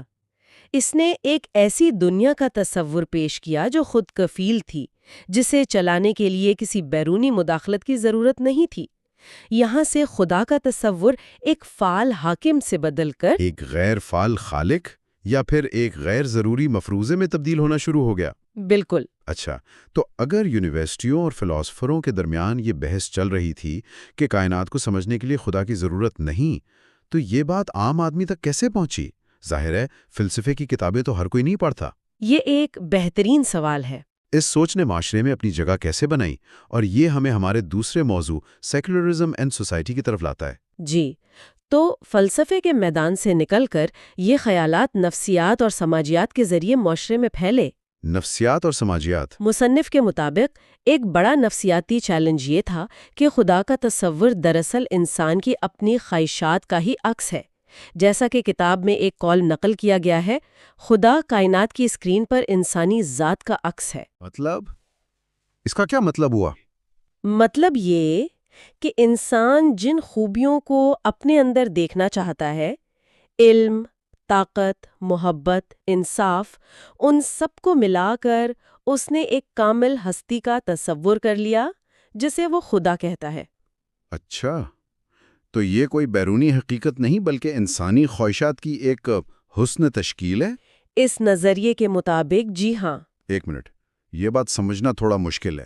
یعنی آپ کہہ رہی ہیں کہ اس نظریے کے مطابق خدا کا تصور صرف ایک نفسیاتی بیساکھی ہے؟ یہ تو اربوں لوگوں کے ایمان کی توہین محسوس ہو سکتی ہے۔ بالکل، یہ ایک بہت متنازع خیال تھا اور آج بھی ہے۔ کتاب میں فرائیڈ کے فادر کمپلیکس کا ذکر ہے، کیا وہ اسی کی وضاحت کرتا ہے؟ جی، مصنف فرائیڈ کے نظریے کی ہی وضاحت کرتی ہیں۔ فرائیڈ کا کہنا تھا کہ یہ ایک لاشعوری ضرورت ہے۔ لاشعوری ضرورت؟ آپ سوچیں کہ آپ ایک وسیع، تاریک اور لاتعلق کائنات میں ایک چھوٹے سے بچے کی طرح ہیں۔ آپ کو تحفظ چاہیے۔ ظاہر ہے۔ تو آپ نے آسمان کی طرف دیکھا اور ایک شفیق، طاقتور باپ کا تصور کر لیا جو آپ کا خیال رکھے گا، آپ کی دعائیں سنے گا اور آپ کو کبھی تنہا نہیں چھوڑے گا۔ تو فرائیڈ کے مطابق خدا کوئی بیرونی حقیقت نہیں بلکہ ہمارے اندر کے خوف اور تنہائی کا ایک نفسیاتی حل ہے۔ بالکل، یہ ایک ایسی خواہش ہے جسے ہم نے حقیقت کا روپ دے دیا ہے۔ تو یہ تو ہی نفسیاتی دلیل۔ اس کے ساتھ ساتھ ایک تاریخی دلیل بھی دی گئی کہ مذہب کی سماجی ضرورت وقت کے ساتھ کم ہو گئی۔ وہ کیا تھی؟ مصنف اس نظریے کو بیان کرتی ہیں کہ قدیم دور میں مذہب کا ایک بہت اہم سماجی کردار تھا۔ جب انسان سیلاب، زلزلوں، بیماریوں اور قحط کے سامنے بالکل بے بس تھا، تب اس نے مذہب میں پناہ لی۔ جی، مذہب نے اسے تسکین دی، امید فراہم کی۔ لیکن جب سائنس نے ترقی کی تو انسان نے اپنے ماحول پر قابو پانا سیکھ لیا۔ ہم نے ڈیم بنا کر سیلابوں کو روک لیا، ادویات سے بیماریوں کا علاج شروع کر دیا، اور زراعت میں انقلاب لا کر قحط پر قابو پا لیا۔ جب انسان نے ان مسائل کے حل خود تلاش کر لیے تو مذہب کا وہ سماجی کردار جو تحفظ فراہم کرتا تھا وہ کمزور پڑ گیا۔ صحیح۔ مصنف ایک تعریف نقل کرتی ہیں: مذہب انسان اور اس کے ماحول کے درمیان ایک خاص قسم کے تعامل کا نتیجہ ہے۔ جب یہ تعامل ہی بدل گیا تو مذہب کی ضرورت بھی کم ہوتی محسوس ہونے لگی۔ جی، اس سب سے ایک بہت ہی اہم اور شاید سب سے عملی سوال پیدا ہوتا ہے جس سے آج بھی معاشرے جوجھ رہے ہیں۔ اگر آپ معاشرے سے مذہب کا اثر کم کر دیں، اگر خدا کا تصور ایک نفسیاتی ضرورت یا ایک تاریخی یادگار بن کر رہ جائے تو پھر اخلاقیات کا کیا بنے گا؟ صحیح، اور غلط کا معیار کہاں سے آئے گا؟ بالکل۔ یہ ہمیں ہمارے تیسرے اور آخری باب مورالٹی وداؤٹ ریلیجن کی طرف لاتا ہے۔ اور یہ جدیدیت کا شاید سب سے بڑا اور سب سے گہرا چیلنج تھا۔ اگر کوئی آسمانی طاقت نہیں جو اچھائی کا صلہ اور برائی کی سزا دے تو پھر ایماندار، سچے اور انصاف پسند ہونے کی کیا وجہ ہے؟ یہی سوال تھا۔ مصنف اس چیلنج کی وضاحت کے لیے مارکسی نظریے کا حوالہ دیتی ہیں۔ Karl Marx. جی، کارل مارکس اور اس کے پیروکاروں نے ایک انقلابی جواب دیا۔ انہوں نے کہا کہ اخلاقیات کوئی اوپر سے اتری ہوئی چیز نہیں بلکہ یہ معاشرے کی اپنی بنائی ہوئی چیز ہے، ایک سوشل کنسٹرکٹ۔ Social construct? کتاب میں کمیونسٹ مینیفیسٹو کا ایک مشہور قول نقل کیا گیا ہے: قانون، اخلاق، مذہب، یہ سب بورژوا تعصبات ہیں جن کے پیچھے بورژوا مفادات چھپے ہوئے ہیں۔ لیکن کیا یہ تھوڑا زیادہ سادہ نہیں؟ یعنی کیا ہر اخلاقی اصول جیسے جھوٹ نہیں بولنا یا چوری نہیں کرنی واقعی صرف امیروں کے فائدے کے لیے بنایا گیا تھا؟ اس نظریے کے مطابق ہاں۔ اس کا مطلب تو یہ ہوا کہ یہ اصول اپنی ذات میں کوئی اہمیت نہیں رکھتے بلکہ یہ صرف طاقتور طبقے یعنی برجوازی کے مفادات کے تحفظ کا ایک ذریعہ ہے، تاکہ وہ غریب طبقے یعنی پرولٹاریا پر اپنی حکومت قائم رکھ سکیں۔ اچھا، مارکسی نظریے کے مطابق نجی ملکیت کا احترام کرو جیسا اخلاقی اصول دراصل امیروں کی دولت کو غریبوں سے بچانے کے لیے بنایا گیا ہے۔ مصنف اس سوچ کو مزید واضح کرنے کے لیے لینن کے ایک خطاب کا حوالہ دیتی ہیں جو انہوں نے 1920 میں دیا تھا۔ لینن نے صاف کہا کہ ہماری اخلاقیات مکمل طور پر طبقاتی جدوجہد کے مفادات کے تابع ہیں۔ یعنی جو چیز محنت کش طبقے کے انقلاب کے لیے فائدہ مند ہے وہ اخلاقی طور پر اچھی ہے۔ اور جو چیز اس کی راہ میں رکاوٹ ہے وہ بری ہے، بس۔ تو اس سوچ نے اخلاقیات کو خدا سے مکمل طور پر الگ کر کے خالصتاً سماجی اور معاشی مفادات سے جوڑ دیا۔ یہ تو مذہب کے بغیر اخلاقیات کے تصور کی ایک انتہائی طاقتور شکل تھی۔ بہت زیادہ۔ کتاب کے آخر میں اس حصے کو ختم کرتے ہوئے ایک امریکی پروفیسر کا ایک بہت سخت قول بھی نقل کیا گیا ہے، جو اس دور کی فکر کی شدت کو ظاہر کرتا ہے۔ جی، وہ قول اس دور کے تصادم اور مذہب کے خلاف پائے جانے والی شدت جذبات کو ظاہر کرتا ہے۔ کیا تھا وہ قول؟ قول یہ ہے کہ سائنس نے ثابت کر دیا ہے کہ مذہب تاریخ کا سب سے زیادہ دردناک اور سب سے بدترین ڈھونگ تھا۔ یہ تو بہت سخت الفاظ ہیں۔ جی، اس نقطۂ نظر میں مذہب کو نہ صرف غیر ضروری یا غلط سمجھا گیا، بلکہ اسے انسانیت کی ترقی کی راہ میں ایک رکاوٹ اور ایک نقصان دہ چیز قرار دیا گیا، جس میں اس کا اخلاقی نظام بھی شامل تھا۔ بالکل۔ یہ سوچ تھی کہ مذہب نے انسان کو توہمات میں جکڑ کر صدیوں تک پسماندہ رکھا۔ تو اگر ہم اس ساری بحث کا خلاصہ کریں تو یہ ایک مکمل فکری پیکج تھا۔ جدیدیت نے مذہب کو کئی محاذوں پر چیلنج کیا۔ جی، فلسفے نے سچ کے معیار کو تجربے اور مشاہدے تک محدود کر دیا، جس سے وحی اور ایمان کی گنجائش ختم ہو گئی۔ پھر نفسیات نے عقیدے کو انسان کے اندرونی خوف کا نتیجہ قرار دیا۔ سماجیات نے اسے ایک ایسی چیز کہا جس کی ضرورت وقت کے ساتھ ختم ہو گئی، اور آخر میں سیاسی نظریات نے اخلاقیات کی ایک نئی غیر مذہبی بنیاد فراہم کرنے کی کوشش کی، جو طبقاتی مفادات پر مبنی تھی۔ بالکل۔ اور یہاں یہ سمجھنا بہت ضروری ہے، اور مصنف اس پر بہت زور دیتی ہیں کہ وہ یہ تمام دلائل مخالفین مذہب کے نقطہ نظر کے طور پر پیش کر رہی ہیں۔ اچھا، یہ اہم نقطہ ہے۔ جی، وہ انہیں حتمی سچائی کے طور پر بیان نہیں کر رہی، بلکہ وہ ان چیلنجز کی پوری قوت اور گہرائی کے ساتھ ہمارے سامنے رکھ رہی ہیں جن کا سامنا جدید دور میں مذہب کو ہے۔ تو وہ ایک میدان تیار کر رہی ہیں۔ بالکل، ایک کیس بنا رہی ہیں تاکہ بعد کے ابواب میں ان سوالات کا منظم طریقے سے جواب دیا جا سکے۔ کتاب کا مقصد ہی یہی ہے، پہلے چیلنج کو اس کی پوری شدت کے ساتھ سمجھنا اور پھر اس کا جواب تلاش کرنا۔ تو ہم نے ان گہرے فلسفیانہ اور معاشرتی سوالات کا جائزہ لیا جو جدیدیت نے روایتی عقیدے کے سامنے کھڑے کیے، جیسا کہ مصنف نے انہیں بیان کیا ہے۔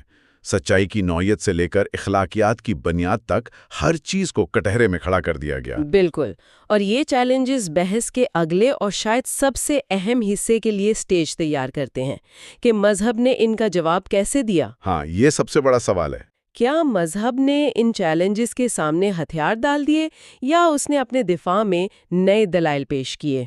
یہی سب سے اہم سوال ہے۔ اگلے یعنی چوتھے حصے میں ہم جدید چیلنجز کے جواب میں مذہبی رد عمل اور مفاہمت کی کوششوں کا جائزہ لیں گے۔ جی، اور یہ ایک تفصیلی گفتگو ہوگی۔ اس حصے میں ہم مصنف کے معروضی تجزیے کی روشنی میں یہ دریافت کریں گے کہ مذہب نے جدید فکری، سائنسی اور فلسفیانہ چیلنجز کا جواب آخر دیا تو کیسے دیا۔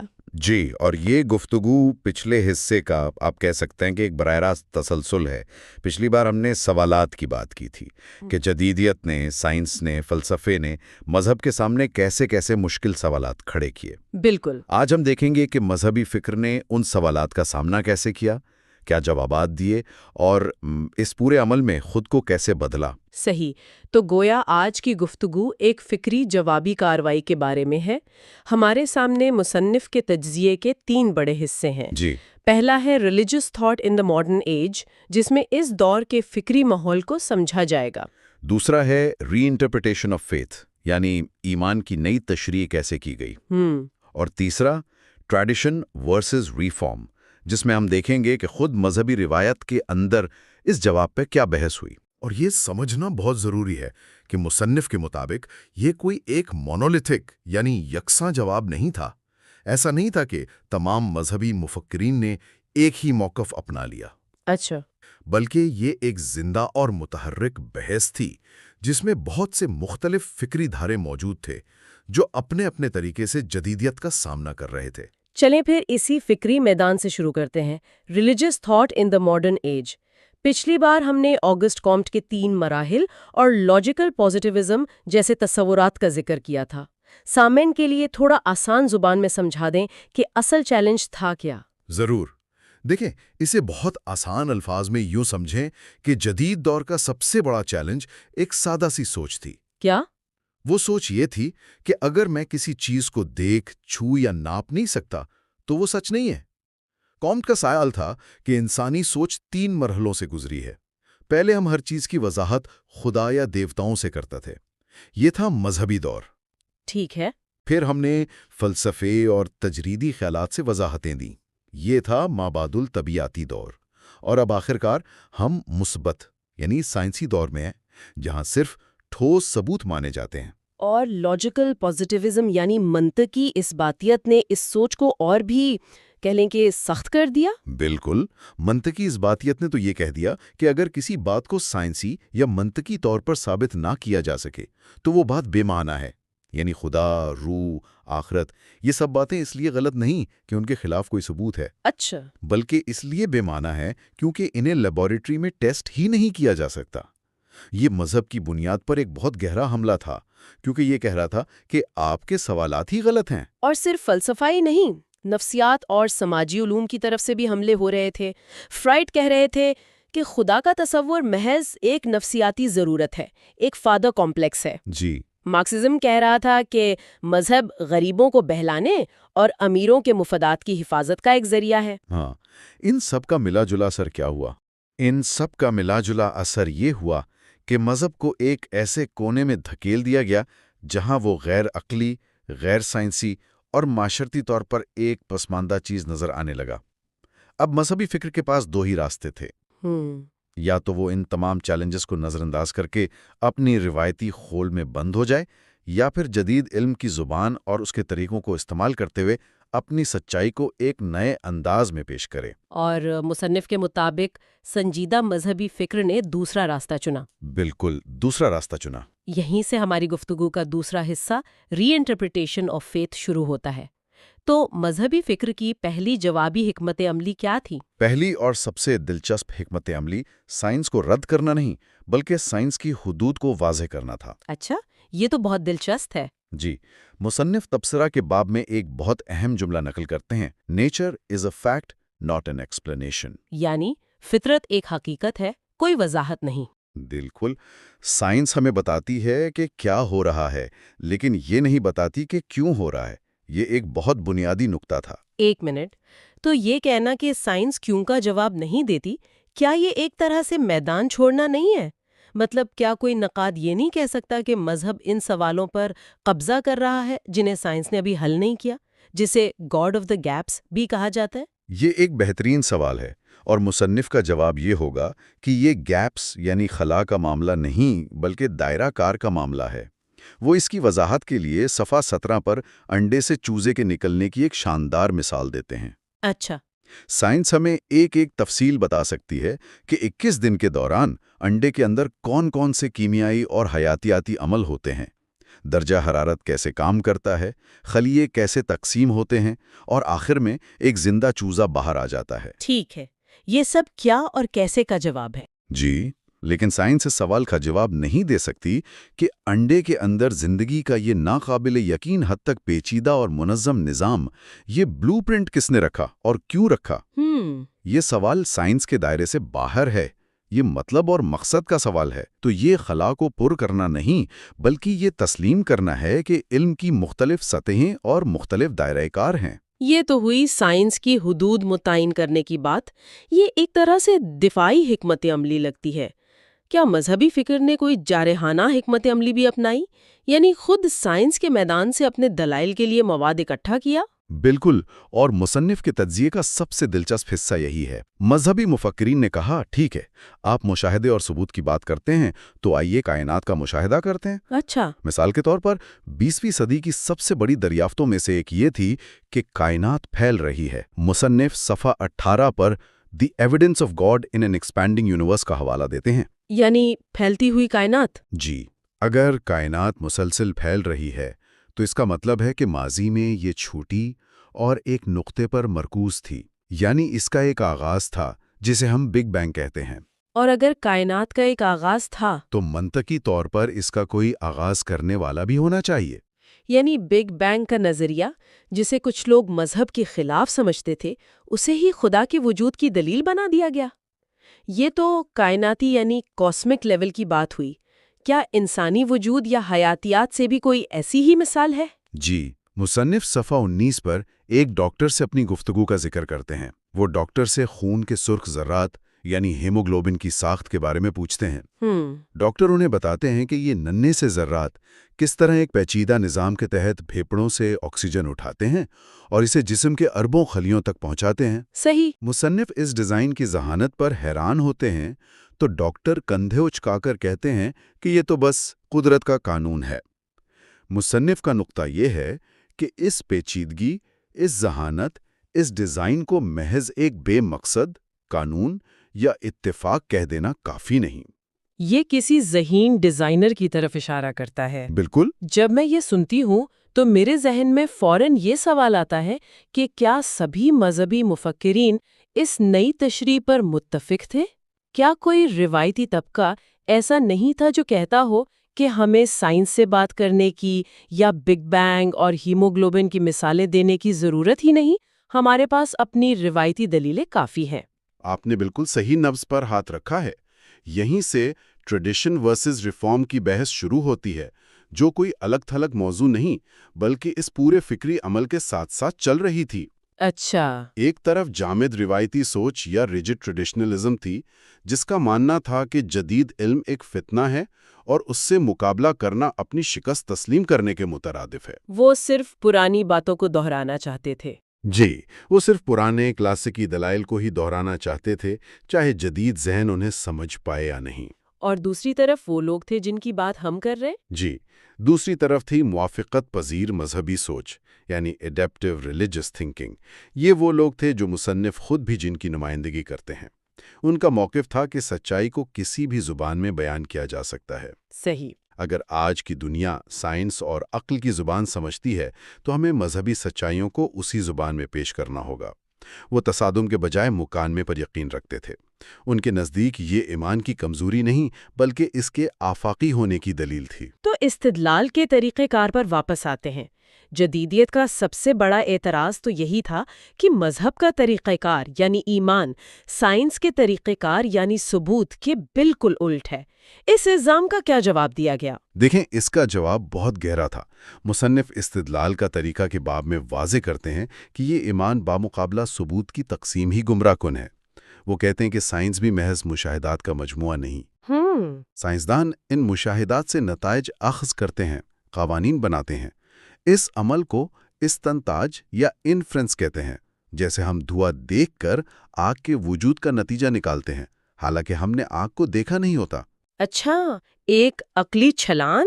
جی، مصنف کہتے ہیں کہ کائنات میں ڈیزائن، ترتیب اور قوانین دیکھ کر ایک خالق اور قانون بنانے والے کا نتیجہ اخذ کرنا بھی اتنا ہی عقلی عمل ہے۔ یعنی جس طرح سائنسدان نظر نہ آنے والے قوانین جیسے کشش ثقل پر یقین رکھتے ہیں کیونکہ وہ اس کے اثرات دیکھتے ہیں، اسی طرح مذہبی شخص نظر نہ آنے والے خدا پر یقین رکھتا ہے کیونکہ وہ کائنات میں اس کے اثرات دیکھتا ہے۔ بالکل، بلکہ مصنف اس سے ایک قدم آگے جاتے ہیں۔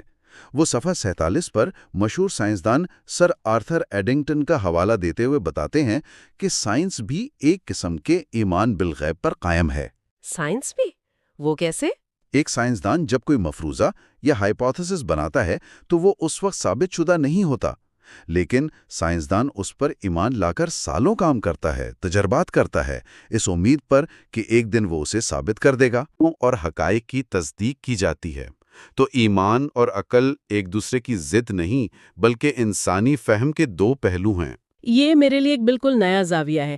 کیا مصنف یہ کہہ رہے ہیں کہ ایک سائنسدان اور ایک مذہبی شخص کی سوچ میں اتنی بھی دوری نہیں جتنا ہم سمجھتے ہیں؟ وہ یہی کہہ رہے ہیں کہ دونوں ایک بنیادی مفروضے پر کھڑے ہیں، اور وہ مفروضہ یہ ہے کہ یہ کائنات بے ترتیب اور بے معنی نہیں بلکہ معقول اور قابل فہم ہے۔ اچھا۔ مصنف اے منڈر کا حوالہ دیتے ہیں، "The reasoning process is valid because the universe of fact is rational." مطلب استدلال کا عمل اس لیے کارآمد ہے کیونکہ یہ کائنات خود عقلی بنیادوں پر استوار ہے۔ اگر کائنات میں کوئی منطق نہ ہوتی تو سائنس بھی ممکن نہ ہوتی۔ نظریہ ارتقاء کا معاملہ اس بحث میں کہاں فٹ ہوتا ہے؟ کیونکہ یہ ایک ایسا موضوع ہے جہاں سائنس اور مذہب کے درمیان تصادم سب سے زیادہ نظر آتا ہے۔ مصنف اس پر کیا روشنی ڈالتے ہیں؟ نظریہ ارتقاء اس روایت بمقابلہ اصلاح کی بحث کی بہترین مثال ہے۔ ٹھیک ہے۔ جامد روایتی سوچ نے اسے مکمل طور پر مسترد کر دیا، ٹھیک ہے۔ لیکن مصنف جس موافقت پذیر سوچ کی بات کرتے ہیں وہ اس کا تنقیدی جائزہ لیتی ہے۔ صفحہ 46 پر وہ ارتقاء کو ایک سائنسی حقیقت کے بجائے عقلیت پسندی کا ایک بنیادی عقیدہ یعنی a basic dogma of rationalism قرار دیتے ہیں۔ عقیدہ؟ یہ تو بڑا سخت لفظ ہے۔ جی، ان کا نقطہ یہ ہے کہ ارتقاء کا نظریہ خاص طور پر ایک نوع سے دوسری نوع کا بننا براہ راست مشاہدے سے ثابت نہیں کیا جا سکتا۔ یہ بالواسطہ شواہد کی بنیاد پر قائم ایک فریم ورک ہے جسے آپ قبول یا رد کر سکتے ہیں۔ یعنی وہ اس کے سائنسی دعوے اور اس کے پیچھے موجود فلسفیانہ مفروضے میں فرق کر رہے ہیں۔ بالکل، اور وہ یہ دکھانے کے لیے کہ یہ صرف ایک سائنسی معاملہ نہیں، خود سائنسدانوں کے اقوال پیش کرتے ہیں۔ ایک طرف وہ جی سمپسن جیسے سائنسدانوں کا حوالہ دیتے ہیں جو اسے ایک ناقابل تردید حقیقت مانتے ہیں، لیکن دوسری طرف وہ صفحہ 37 پر سر آرتھر کیت کا وہ مشہور قول نقل کرتے ہیں جو کہتے ہیں ارتقاء غیر ثابت شدہ ہے اور اسے ثابت کیا بھی نہیں جا سکتا، ہم اس پر صرف اس لیے یقین کرتے ہیں کیونکہ واحد متبادل خصوصی تخلیق ہے اور وہ ناقابل تصور ہے۔ یہ تو ایک دھماکہ خیز قول ہے، یعنی یہ سائنسی مجبوری سے زیادہ ایک نظریاتی انتخاب ہے۔ بالکل، یہ ظاہر کرتا ہے کہ بعض اوقات ارتقاء کو قبول کرنا ایک فلسفیانہ انتخاب ہوتا ہے کیونکہ تخلیق کا تصور ان کے مادی فریم ورک میں فٹ نہیں ہوتا۔ یہ تو بہت دلچسپ نقطہ ہے۔ اس کا مطلب یہ ہوا کہ اصلاح پسند مذہبی فکر کا طریقہ یہ تھا کہ سائنس کے دعووں کو منو ان قبول نہ کیا جائے، بلکہ ان کا تنقیدی جائزہ لے کر یہ دیکھا جائے کہ اس میں سائنسی حقائق کتنے ہیں اور فلسفیانہ مفروضے کتنے۔ بالکل یہ مکالمے اور تنقیدی جائزے کا راستہ ہے۔ اس کی ایک اور بہترین مثال مصنف صفحہ 36 پر وٹیکر چیمبرز کی دیتے ہیں۔ اچھا، وہ کون تھے؟ وہ پہلے ایک کٹر کمیونسٹ تھے اور بعد میں مذہب کی طرف آ گئے۔ وہ اپنی زندگی کے ایک ٹرننگ پوائنٹ کا ذکر کرتے ہیں۔ وہ کہتے ہیں کہ ایک دن وہ اپنی چھوٹی بیٹی کو دیکھ رہے تھے اور ان کی نظر اس کے کان پر پڑی۔ اس کے کان پر؟ جی، اس کان کی ناقابل یقین حد تک پیچیدہ، منظم اور خوبصورت ساخت کو دیکھ کر انہیں اچانک اور پوری شدت سے یہ احساس ہوا کہ یہ چیز محض ایک اندھے اتفاق کا نتیجہ نہیں ہو سکتی، اس کے پیچھے یقیناً کوئی ذہین خالق ہے۔ یہ کمال کی بات ہے۔ یعنی کبھی کبھی سب سے بڑا فلسفیانہ ثبوت کسی کتاب میں نہیں بلکہ اپنی اولاد کے چہرے کو دیکھنے میں مل جاتا ہے۔ جی، اور یہ مثال اس لیے اہم ہے کہ یہ ایک ذاتی، عقلی اور تجرباتی رد عمل ہے۔ یہ سنی سنائی روایتی بات پر مبنی رد عمل نہیں بلکہ ایک جدید ذہن کا ذاتی مشاہدہ اور استدلال ہے جو اسے ایک مذہبی نتیجے پر پہنچاتا ہے۔ یہی وہ زندہ ایمان ہے جس کی وکالت مصنف کرتے نظر آتے ہیں۔ تو آج کی اس پورے گفتگو کو سمیٹا جائے تو یہ واضح ہوتا ہے کہ مصنف کے نزدیک مذہب کا جدید چیلنجز کا جواب کوئی جامد یا دفاعی عمل نہیں تھا۔ یہ ایک متحرک، کثیر الجہتی فکری عمل تھا جس میں سائنسی علم کی حدود کو واضح کیا گیا، جی، استدلال کے نئے طریقے اپنائے گئے اور ایمان کو جدید ذہن کے لیے قابل فہم اور متعلقہ بنانے کی ایک بھرپور کوشش کی گئی۔ جی، اور مصنف کا تجزیہ یہ ظاہر کرتا ہے کہ مذہبی فکر نے خود کو ماضی کے قلعے میں بند نہیں کیا بلکہ جدید دنیا کے ساتھ ایک بھرپور مکالمہ شروع کیا۔ یہ مکالمہ روایت کی حفاظت اور دور جدید کے تقاضوں کے مطابق اصلاح کے درمیان ایک نازک توازن تلاش کرنے کی ایک مسلسل کوشش ہے جو آج بھی ہمارے سامنے جاری ہے۔ اور یہ گفتگو سامعین کے لیے ایک اہم سوال چھوڑ جاتی ہے۔ مصنف کا تجزیہ ہمیں یہ سوچنے پر مجبور کرتا ہے کہ جدیدیت کا سب سے بڑا چیلنج خود سائنس تھی یا یہ فلسفیانہ مفروضہ تھا کہ سائنسی طریقہ ہی علم کا واحد ذریعہ ہے۔ بہت اہم سوال ہے۔ شاید اصل جنگ سائنس اور مذہب کے درمیان نہیں تھی بلکہ دو مختلف قسم کے عقائد کے درمیان تھی۔ ایک طرف یہ عقیدہ کہ کائنات کے پیچھے ایک خالق ہے اور دوسری طرف یہ عقیدہ کہ یہ مادی کائنات ہی کل حقیقت ہے۔ اور آج بھی یہ سوال اتنا ہی اہم ہے کہ ان میں سے کس عقیدے کے لیے زیادہ بڑے ایمان کی ضرورت ہے۔ اگلے حصے یعنی حصہ پنجم میں ہم جدید معاشرے، شناخت اور عالمگیریت کے اس دور میں مذہب کے کردار پر بات کریں گے۔ پچھلی گفتگو کو آگے بڑھاتے ہوئے آج ہم ایک نہایت ہی اہم موضوع پر بات کریں گے۔ حصہ 4 میں ہم نے مذہبی اصلاحات کے نظریات اور فکری پہلوؤں پر بات کی تھی، یعنی وہ بڑے بڑے خیالات جنہوں نے مذہب کو جدید دنیا کے ساتھ ہم آہنگی کرنے کی کوشش کی۔ لیکن دیکھیں، خیالات تو کاغذ پر رہتے ہیں جب تک انہیں سماج کی حقیقت کا سامنا نہ کرنا پڑے۔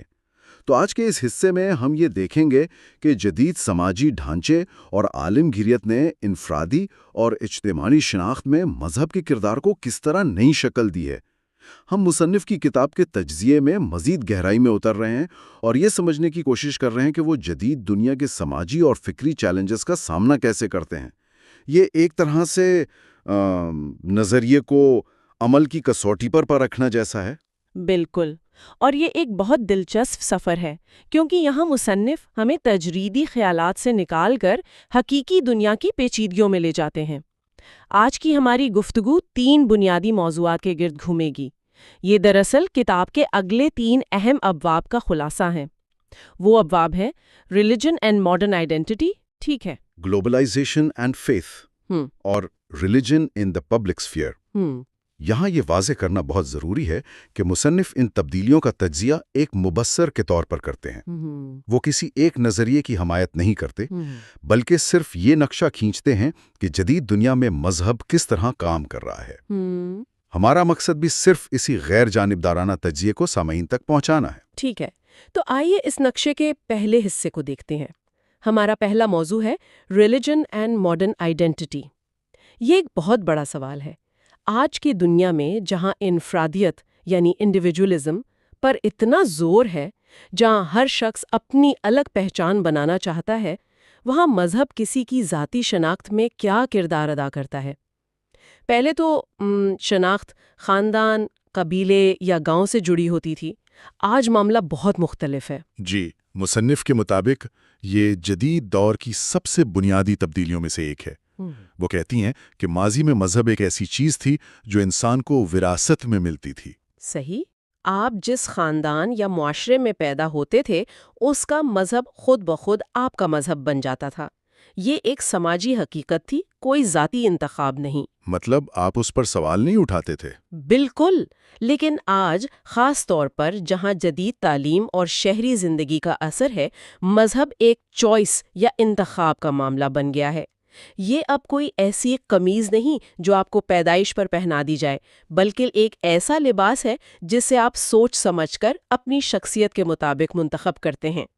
یہ بات تو ٹھیک ہے کہ آج مذہب ایک انتخاب بن گیا ہے، لیکن کیا مصنف اس بات پر بھی غور کرتے ہیں کہ اس انتخاب کی وجہ سے ایمان کمزور بھی تو ہو سکتا ہے؟ مطلب جب ہر چیز پر سوال اٹھایا جائے اور اسے پرکھا جائے تو یقین کی وہ غیر متزلزل بنیاد کہاں رہتی ہے جو روایت فراہم کرتی تھی؟ یہ ایک بہترین نقطہ ہے اور مصنف اس پر تفصیل سے بات کرتی ہیں۔ وہ تسلیم کرتی ہیں کہ ہاں، اس تبدیلی سے روایتی مذہبی ڈھانچے کمزور ہوئے ہیں۔ جب لوگ سوال کرتے ہیں تو بہت سے مذہب سے دور بھی ہو جاتے ہیں، یہ ایک حقیقت ہے۔ لیکن کتاب کا مرکزی خیال یہ ہے کہ جو لوگ اس فکری سفر کے بعد مذہب کا انتخاب کرتے ہیں، ان کا ایمان اکثر زیادہ گہرا، ذاتی اور پختہ ہوتا ہے۔ اچھا، وہ کیسے؟ دیکھیں، ان کا تعلق مذہب سے صرف رسمی یا سماجی نہیں ہوتا، بلکہ ایک فکری اور روحانی تعلق ہوتا ہے۔ وہ یہ نہیں کہتے کہ ہم اس لیے مانتے ہیں کیونکہ ہمارے باپ دادا مانتے تھے، بلکہ وہ کہتے ہیں کہ ہم اس لیے مانتے ہیں کیونکہ ہم نے اسے اپنے لیے سچ پایا ہے۔ تو اس کا مطلب یہ ہے کہ جب مذہب پر عوامی دباؤ ہٹا تو لوگوں کو پہلی بار خود سے یہ پوچھنے کا موقع ملا کہ میں ذاتی طور پر اس پر کیوں یقین کرتا ہوں، بجائے اس کے کہ ہمارا معاشرہ اس پر یقین کرتا ہے۔ بالکل، یہی نقطہ ہے۔ مصنف اس کا تعلق سیکولرزم کے پھیلاؤ سے جوڑتی ہیں۔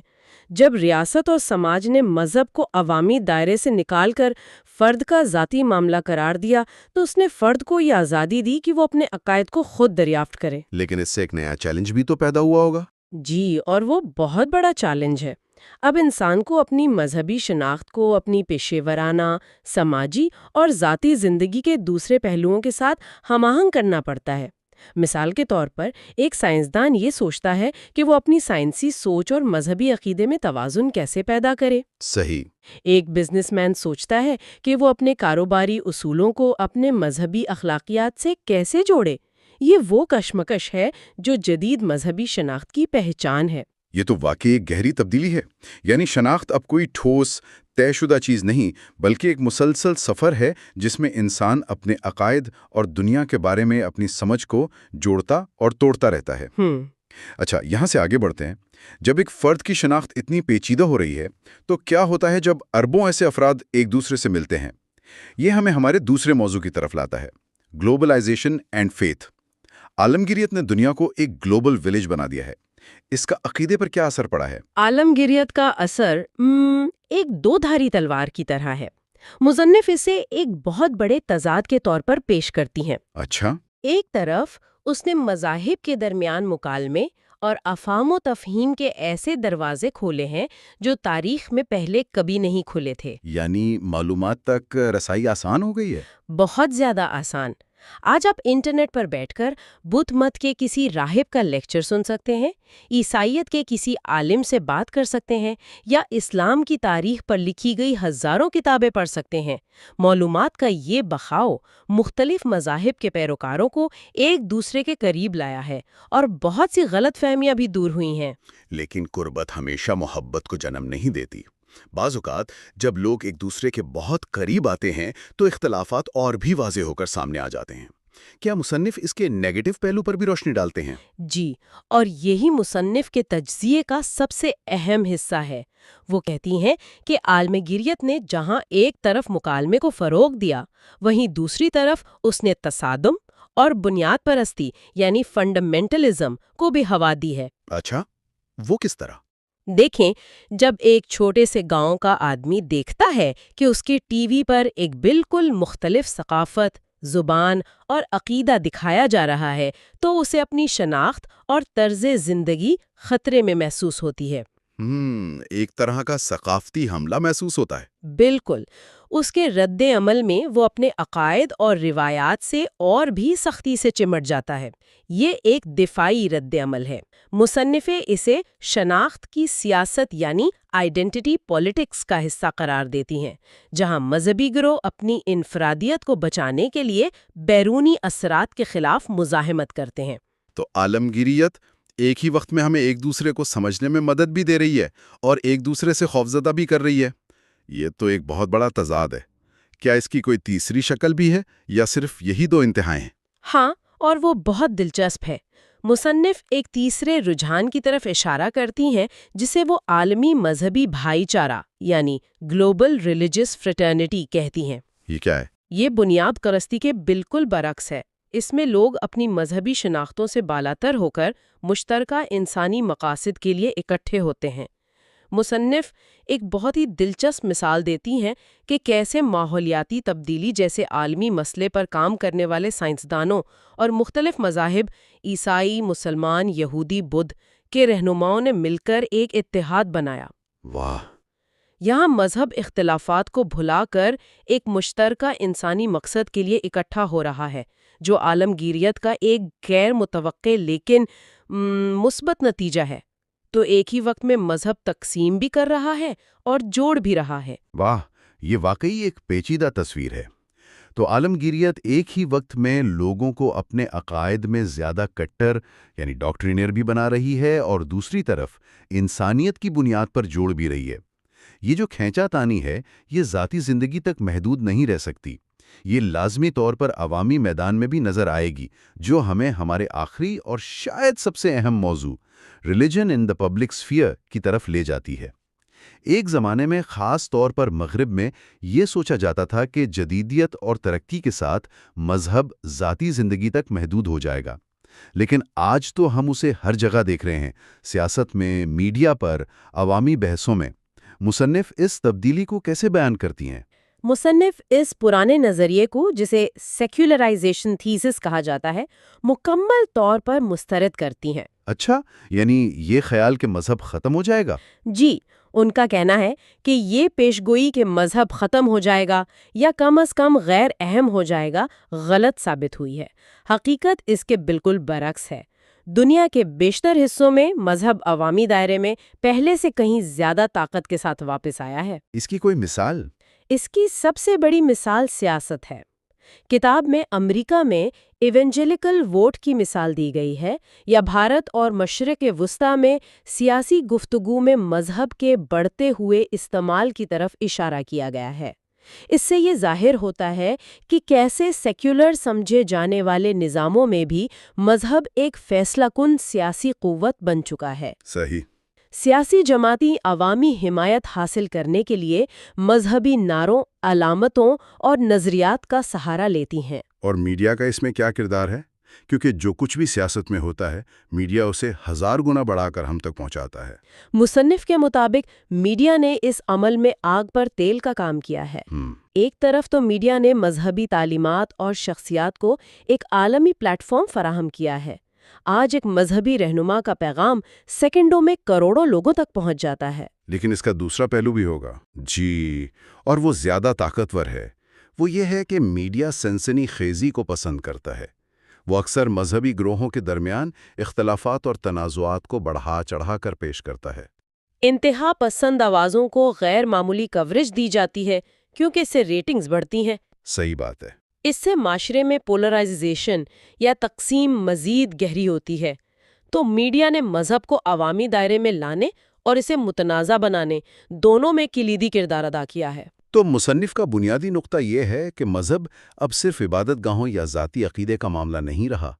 یہ ایک سماجی اور سیاسی حقیقت بن چکا ہے جو قوانین، پالیسیوں اور معاشرتی اقدار پر براہ راست اثر انداز ہو رہا ہے۔ یہ ایک ایسی قوت ہے جسے آپ پسند کریں یا نہ کریں، لیکن نظر انداز نہیں کر سکتے۔ بالکل، اور مصنف اس کے بعد وہ بڑا سوال اٹھاتی ہیں جس کا سامنا آج ہر جدید معاشرے کو ہے۔ سوال یہ ہے کہ ایک کثیر المذہب معاشرے میں ریاست کو مذہب کے ساتھ کیسا رویہ اختیار کرنا چاہیے؟ یہ تو بہت مشکل سوال ہے۔ جی، کیا اسے مکمل طور پر لا تعلق ہو جانا چاہیے؟ کیا اسے تمام مذاہب کو عوامی زندگی میں اظہار کا برابر موقع دینا چاہیے، یا اسے سیکولر اقدار کو مذہبی اقدار پر ترجیح دینی چاہیے؟ کتاب میں کوئی حتمی جواب نہیں دیا گیا، کیونکہ شاید کوئی ایک جواب ہے ہی نہیں۔ لیکن مصنف اس حقیقت کو واضح کرتی ہیں کہ مذہب عوامی دائرے میں موجود ہے اور رہے گا، اور اس حقیقت کو تسلیم کیے بغیر ہم اپنے دور کے بڑے سیاسی اور سماجی مسائل کو حل نہیں کر سکتے۔ وہ اس رجحان کو اچھا یا برا نہیں کہتی، بلکہ ایک حقیقت کے طور پر بیان کرتی ہیں۔ تو آج ہم نے دیکھا کہ جدید دنیا میں مذہب کا کردار کتنا پیچیدہ اور کثیر الجہتی ہو چکا ہے۔ ذاتی شناخت کی تعمیر میں یہ ایک انتخاب بن گیا ہے۔ عالمگیریت اسے بیک وقت جوڑ بھی رہی ہے اور توڑ بھی رہی ہے، اور عوامی زندگی میں یہ ایک طاقتور سیاسی قوت کے طور پر واپس آ گیا ہے۔ مصنف کا تجزیہ ہمیں یہ بتاتا ہے کہ مذہب جدیدیت کے سامنے ختم نہیں ہوا، بلکہ اس نے خود کو نئی اور بعض اوقات حیران کن شکلوں میں ڈھال لیا ہے۔ اس ساری گفتگو کے بعد میرے ذہن میں ایک بڑا سوال ابھر رہا ہے۔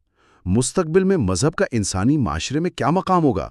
کیا یہ وہ طاقت بنے گا جو ماحولیاتی تبدیلی جیسے مشترکہ خطرات کے سامنے ہمیں متحد کرے گا، یا یہ شناخت کی سیاست اور تصادم کا ذریعہ بن کر ہمیں مزید تقسیم کرے گا؟ یہ وہ سوال ہے جو مصنف ہمیں سوچنے کے لیے چھوڑتے ہیں، اور اسی سوال کا جواب ہم آئندہ اور آخری حصے میں تلاش کرنے کی کوشش کریں گے۔ حصہ 6 میں ہم مذہب کے مستقبل اور کتاب کے حتمی نتائج پر بات کریں گے۔ وہ آخری حصہ اس پوری بحث کا نچوڑ ہوگا، جہاں مصنف ان تمام تجزیات کی روشنی میں مستقبل کے حوالے سے اپنی بصیرت پیش کریں گی کہ جدید چیلنجز کا سامنا کرنے کے لیے مذہب کے پاس کیا امکانات موجود ہیں۔ اور ہم یہ واضح کر دیں کہ ہمارا چھٹا اور آخری حصہ بھی کم از کم 30 منٹ کا ہوگا، تاکہ ہم کتاب کے تمام اہم نکات اور حتمی نتیجے کا مکمل احاطہ کر سکیں اور اس گہری بحث کو اس کے منطقی انجام تک پہنچا سکیں۔ پچھلے 5 حصوں سے ہم ایک بہت ہی گہرے فکری سفر پر ہیں، کتاب مذہب اور جدید چیلنج کا تجزیہ کرتے ہوئے۔ جی بالکل، ایک ایسا سفر جس میں ہم نے تاریخی، سائنسی، فلسفیانہ اور یہاں تک کہ نفسیاتی چیلنجز کو بھی دیکھا جو مصنف کے مطابق مذہب کو درپیش ہیں۔ اور اب ہم اس سلسلے کے بالکل آخری حصے میں ہیں، حصہ 6۔ آج ہم ان تمام مباحث کو سمیٹیں گے اور دیکھیں گے کہ مصنف ان سب کے بعد کیا نتیجہ نکالتے ہیں۔ یعنی آج ہم مصنف کے اخذ کردہ نتائج پر بات کریں گے اور خاص طور پر اس سوال کا جواب تلاش کریں گے کہ جدید دنیا میں مذہب کا مستقبل کیا ہے۔ بالکل، تو مصنف کے اختتامی خیالات کو سمجھنے کے لیے ہم اپنی گفتگو کو ان کے آخری ابواب کی بنیاد پر 3 موضوعات میں تقسیم کریں گے۔ ٹھیک ہے۔ پہلا ہے The Future of Religion، مذہب کا مستقبل، دوسرا ہے Dialogue between Faith and Modernity، یعنی ایمان اور جدیدیت کے درمیان مکالمہ، اور تیسرا اور آخری Concluding Reflections، یعنی مصنف کے اختتامی تاثرات۔ ٹھیک ہے، تو یہ ایک بہت ہی منطقی ترتیب ہے۔ تو آئیے پہلے حصے سے شروع کرتے ہیں، The Future of Religion۔ اتنے سارے فکری اور سائنسی حملوں کے بعد کیا مصنف کے نزدیک مذہب کا کوئی مستقبل ہے بھی، یا یہ ایک ختم ہوتی ہوئی حقیقت ہے؟ دیکھیں، یہیں پر مصنف کا نقطہ نظر سب سے زیادہ دلچسپ اور شاید غیر متوقع ہے۔ اچھا، جی، وہ یہ نہیں کہتے کہ مذہب ختم ہو رہا ہے، بلکہ وہ کہتے ہیں کہ یہ چیلنجز مذہب کے خاتمے کا نہیں بلکہ اس کی تجدید نو کا باعث بن رہے ہیں۔ تجدید نو، یہ تو بہت بڑا دعویٰ ہے۔ مطلب وہ ان چیلنجز کو ایک مثبت چیز کے طور پر دیکھتے ہیں؟ بالکل، وہ اسے ایک موقع کے طور پر دیکھتے ہیں۔ مصنف کا مرکزی استدلال یہ ہے کہ مذہب کا مستقبل اس بات پر منحصر ہے کہ وہ اپنے بنیادی عقائد کو صرف روایت یا وراثت کی بنیاد پر نہیں بلکہ عقلی اور منطقی دلائل کی بنیاد پر پیش کرے۔ تو مطلب اندھی تقلید کا دور ختم ہو گیا؟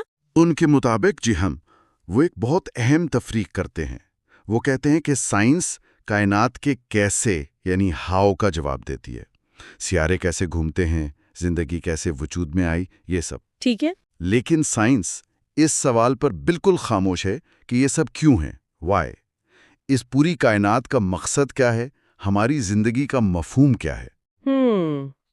یعنی سائنس واٹ اور ہاؤ بتاتی ہے، وائی نہیں۔ ایگزیکٹلی، اور مصنف کہتے ہیں کہ یہ کیوں کا سوال انسانی فطرت کا بنیادی سوال ہے، آپ اسے نظر انداز نہیں کر سکتے۔ جو انسانی علم کائنات کی پیچیدگی، اس کی وسعت، اس کے قوانین کے بارے میں بڑھ رہا ہے، یہ سوال اور بھی گہرا ہوتا جا رہا ہے کہ کیا یہ سب کچھ محض ایک اتفاق ہے؟ اور مصنف کا جواب ہے کہ نہیں، یہ اتفاق نہیں ہو سکتا۔ جی، وہ کہتے ہیں کہ کائنات کا یہ عظیم و شان ڈیزائن، یہ فائن ٹیوننگ، یہ سب ایک ذہین خالق، ایک ڈیزائنر کی طرف اشارہ کرتا ہے۔ تو ان کے نزدیک مستقبل کا مذہب موروثی نہیں ہوگا بلکہ ایک سوچا سمجھا، ایک دانستہ انتخاب ہوگا، ایک ایسا ایمان جو علم اور عقل کی بنیاد پر ہو۔ یہ بہت گہری بات ہے۔ اس کا مطلب تو یہ ہوا کہ مستقبل میں مذہب اور سائنس کو ایک دوسرے سے بات کرنی پڑے گی، وہ الگ الگ خانوں میں نہیں رہ سکتے۔ آپ نے بالکل صحیح نقطہ پکڑا ہے۔ یہیں سے ہماری گفتگو دوسرے حصے میں داخل ہوتی ہے، dialogue between faith and modernity, ایمان اور جدیدیت کا مکالمہ۔ مصنف کے خیال میں یہ مکالمہ کیسا ہونا چاہیے؟ کیونکہ عام طور پر تو ہم ان دونوں کے درمیان تصادم ہی دیکھتے ہیں۔ مصنف کے نزدیک یہ مکالمہ ناگزیر ہے اور اس کی بنیاد 2 چیزوں پر ہونی چاہیے، باہمی احترام اور کھلا ذہن۔ یہ سننے میں تو اچھا لگتا ہے، لیکن عملی طور پر یہ کیسے ممکن ہے؟ مصنف کہتے ہیں کہ یہ مکالمہ یک طرفہ نہیں ہو سکتا۔ ایسا نہیں کہ صرف مذہبی لوگوں کو جدید سائنس اور فلسفہ سمجھنے کی ضرورت ہے، اچھا، بلکہ جدید مفکروں کو بھی چاہیے کہ وہ مذہب کو محض ایک پرانا قصہ سمجھ کر رد نہ کریں بلکہ اس کے دلائل کو غیر جانبداری سے سمجھنے کی کوشش کریں۔ تو وہ دونوں طرف ذمہ داری ڈال رہے ہیں۔ جی بالکل، اور ان کی پوری کتاب دراصل اسی مخالفے کی ایک عملی مثال ہے۔ وہ سائنسی نظریات لیتے ہیں جیسے بگ بینگ تھیوری اور یہ دکھاتے ہیں کہ یہ نظریہ مذہب کے تصور خدا سے متصادم نہیں بلکہ اس کی تائید کرتا ہے۔ کوئی مثال دے سکتے ہیں کہ وہ یہ کیسے کرتے ہیں؟ ضرور، وہ حرکیات کے دوسرے قانون یعنی second law of thermo dynamics کی بات کرتے ہیں۔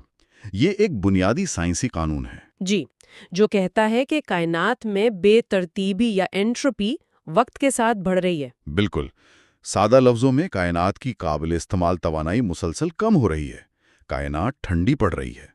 اب اگر کائنات کی توانائی ختم ہو رہی ہے تو اس کا منطقی مطلب یہ ہے کہ یہ ہمیشہ سے نہیں تھی۔ صحیح، ورنہ اب تک ختم ہو چکی ہوتی۔ ایگزیکٹلی، اس کا مطلب ہے کہ کائنات کا ایک نقطۂ آغاز تھا، اور یہی بات تو بگ بینگ تھیوری بھی کہتی ہے کہ کائنات تقریباً 13.5 ارب سال پہلے ایک لمحے میں وجود میں آئی۔ اور یہی بات مذہبی تصور سے ملتی ہے کہ کائنات تخلیق کی گئی ہے، یہ ازلی نہیں ہے۔ جی ہاں، تو مصنف یہ دکھاتے ہیں کہ سائنس کا ایک بڑا نظریہ مذہبی عقیدے کی نفی نہیں کر رہا بلکہ اس کی تصدیق کر رہا ہے۔ یہی مکالمہ ہے۔ لیکن اس مکالمے کا مقصد کیا ہے؟ کیا یہ ثابت کرنا ہے کہ مذہب صحیح ہے اور سائنس غلط، یا اس کے برعکس؟ نہیں، ہرگز نہیں۔ مصنف کے مطابق اس مکالمے کا مقصد کسی ایک کو دوسرے پر غالب کرنا نہیں بلکہ سچائی کی ایک مشترکہ تلاش ہے۔ سچائی کی مشترکہ تلاش؟ جی، وہ کہتے ہیں کہ سائنس ہمیں مادی حقیقت کے بارے میں بتاتی ہے، جبکہ مذہب ہمیں اس حقیقت کے پیچھے موجود معنی اور مقصد سے روشناس کراتا ہے۔ یہ دونوں مل کر انسانی علم کی تصویر مکمل کرتے ہیں۔ تو اس کے لیے زبان کا مسئلہ بھی تو ہوگا۔ مذہب کی زبان استعاروں اور روحانیت کی ہے، جبکہ سائنس کی زبان ریاضی اور مشاہدے کی ہے۔ بہت اہم نکتہ ہے، مصنف اس پر بہت زور دیتے ہیں۔ وہ کہتے ہیں کہ مذہب کو اپنی بات جدید ذہن کو سمجھ آنے والی زبان میں کرنی ہوگی، یعنی منطق، استدلال اور شواہد کی زبان میں۔ اچھا۔ ان کے نزدیک حقیقی ایمان وہ ہے جو گہرے غور و فکر اور عقلی تفتیش کے بعد حاصل ہو، اندھی تقلید والا ایمان نہیں، اور یہ مکالمہ اسی عقلی ایمان کی راہ ہموار کرتا ہے۔ ٹھیک ہے، تو مستقبل کا مذہب عقلی ہوگا اور وہ جدیدیت سے مکالمہ کرے گا۔ اس ساری گفتگو کا نچوڑ کیا ہے؟ مصنف اپنی کتاب کے اختتام پر ہمیں کن حتمی خیالات کے ساتھ چھوڑتے ہیں؟ یہ ہمیں تیسرے اور آخری حصے کی طرف لاتا ہے، کنکلوڈنگ ریفلیکشنز۔ مصنف کے اختتامی تاثرات 3 بنیادی نکات کے گرد گھومتے ہیں: وہ کیا ہے؟ توازن، افہام کو تفہیم اور بقائے باہمی۔ آئیے ان پر ایک ایک کر کے بات کرتے ہیں۔ سب سے پہلے توازن یعنی بیلنس، اس سے ان کی کیا مراد ہے؟ مصنف کا استدلال یہ ہے کہ جدید دنیا کی سب سے بڑی غلطی یہ ہے کہ اس نے صرف مادیت پر توجہ مرکوز کی ہے، ٹیکنالوجی، معیشت، مادی ترقی۔ جی، اور روحانیت کو نظر انداز کر دیا ہے۔ بالکل، اس سے انسان کی زندگی کا توازن بگڑ گیا ہے۔ انسان کے اندر ایک روحانی خلا پیدا ہو گیا ہے جس سے مادی اشیاء پر نہیں کر سکتی۔ آج ہم دیکھتے ہیں کہ ترقی یافتہ معاشروں میں دولت اور آسائش کے باوجود بے چینی، ڈپریشن اور مقصدیت کا بحران کیوں ہے؟ کیونکہ توازن نہیں ہے۔ جی، مصنف کے مطابق مذہب اس توازن کو بحال کرنے کی دعوت دیتا ہے۔ وہ یہ نہیں کہتا کہ دنیا چھوڑ دو، بلکہ یہ کہتا ہے کہ مادی اور روحانی پہلوؤں میں ایک توازن قائم کرو۔ یہ بات تو آج کے دور میں بہت ہی متعلقہ لگتی ہے۔ اچھا، اور دوسرا نقطہ افہام و تفہیم، انڈرسٹینڈنگ؟ دوسرا نقطہ افہام و تفہیم شاید ان کا سب سے اہم پیغام ہے۔ وہ اندھی تقلید اور اندھے انکار دونوں کو مسترد کرتے ہیں۔ مطلب یہ کہ صرف اس لیے کسی چیز کو قبول نہ کرو کہ وہ صدیوں سے چلی آ رہی ہے، اور صرف اس لیے کسی چیز کو رد نہ کرو کہ وہ نئی ہے یا آپ کی سوچ سے مختلف ہے۔ تو وہ تنقیدی سوچ کی بات کر رہے ہیں؟ جی بالکل، وہ قارئین کو دعوت دیتے ہیں کہ وہ علم کی بنیاد پر اپنی رائے قائم کریں، مذہب کو بھی سمجھ کر اختیار کیا جائے اور جدید نظریات کو بھی تنقیدی نظر سے پرکھا جائے۔ ان کا پیغام محض جوابات دینا نہیں بلکہ سوالات اٹھانے اور خود تحقیق کرنے کی ترغیب دینا ہے۔ تو وہ ہمیں کوئی حتمی اور قطعی جوابات نہیں دے رہے؟ نہیں، اور یہی ان کے نقطۂ نظر کی خاص بات ہے۔ وہ سوچنے کے لیے ایک فکری ڈھانچہ، ایک سمت فراہم کرتے ہیں۔ وہ قاری کو ایک فکری سفر پر لے جاتے ہیں اور آخر میں اسے اپنے نتائج خود اخذ کرنے کے لیے آزاد چھوڑ دیتے ہیں۔ ٹھیک ہے، اور تیسرا نقطہ بقائے باہمی؟ تیسرا نقطہ کو ایگزسٹنس ان دونوں نقطات کا منطقی نتیجہ ہے۔ مصنف کے مطابق جب ایمان اور جدیدیت کے درمیان ایک صحت مند مکالمہ قائم ہوگا جو توازن اور افہام و تفہیم پر مبنی ہو تو تصادم کی جگہ بقائے باہمی لے لے گی۔ یعنی سائنس اور مذہب ایک دوسرے کے ساتھ رہ سکتے ہیں؟ صرف رہ نہیں سکتے بلکہ ایک دوسرے کے تکمیلی بن سکتے ہیں، کو ایگزسٹنس سے آگے بڑھ کر ایک دوسرے کے مددگار بن سکتے ہیں۔ سائنس اور مذہب انسانی علم کے 2 مختلف لیکن تکمیلی ذرائع کے طور پر ایک بتائے گا کائنات کیسے کام کرتی ہے، دوسرا بتائے گا کہ اس کائنات میں ایک بامقصد زندگی کیسے گزاری جائے۔ یہ ایک بہت ہی پر امید اور جامع نتیجہ ہے۔ جی، یہ تصادم کے بجائے مفاہمت کا راستہ ہے۔ تو اس کے ساتھ ہی اس کتاب پر ہماری 6 حصوں پر مشتمل یہ طویل گفتگو اپنے اختتام کو پہنچتی ہے۔ جی، ہم نے اس فکری سفر کا آغاز ان چیلنجز سے کیا جو جدید دنیا نے مذہب کے سامنے کھڑے کیے، اور اس کا اختتام مصنف کے پیش کردہ مستقبل کے امکانات اور ایک پرامید ویژن پر کیا۔ اس پوری بحث کے دوران ہمارا مقصد یہی تھا کہ مصنف کے دلائل، ان کے تجزیے اور نتائج کو غیر جانبداری اور وضاحت کے ساتھ پیش کیا جائے۔ بالکل، ہم نے کوشش کی کہ اس کتاب میں موجود فکری گہرائی کو اس کے اصل سیاق و سباق میں سامعین تک پہنچا سکیں، یہ دکھا سکیں کہ مصنف نے کس طرح مذہب کو جدید دور کے علمی اور عقلی معیارات پر پرکھا ہے۔ چل سکتے ہیں جہاں مذہب ماضی کی کوئی فرسودہ چیز نہیں بلکہ ایک زندہ حقیقت ہے جو ہر دور کے انسان کے لیے رہنمائی فراہم کر سکتا ہے، بشرطے کہ اسے اس کی حقیقی پیغام اور عقلی دلائل کے ساتھ سمجھا جائے۔ جی، مصنف نے اپنے زمانے کے سائنسی اور فلسفیانہ علم کی بنیاد پر مذہب اور جدیدیت میں مکالمے کی ایک راہ دکھائی، اور یہ گفتگو ہمیں ایک آخری بہت بڑے سوال کے ساتھ چھوڑ جاتی ہے۔ وہ کیا؟ مصنف نے یہ مکالمہ 20ویں صدی کے علم کی بنیاد پر قائم کیا۔ آج ہم 21ویں صدی میں ہیں۔ آرٹیفیشل انٹیلیجنس، جینیٹک انجینئرنگ اور کائنات کے بارے میں نئی دریافتوں کا دور۔ آج کے دور میں یہ مکالمہ کیا شکل اختیار کرے گا؟ یہ بہت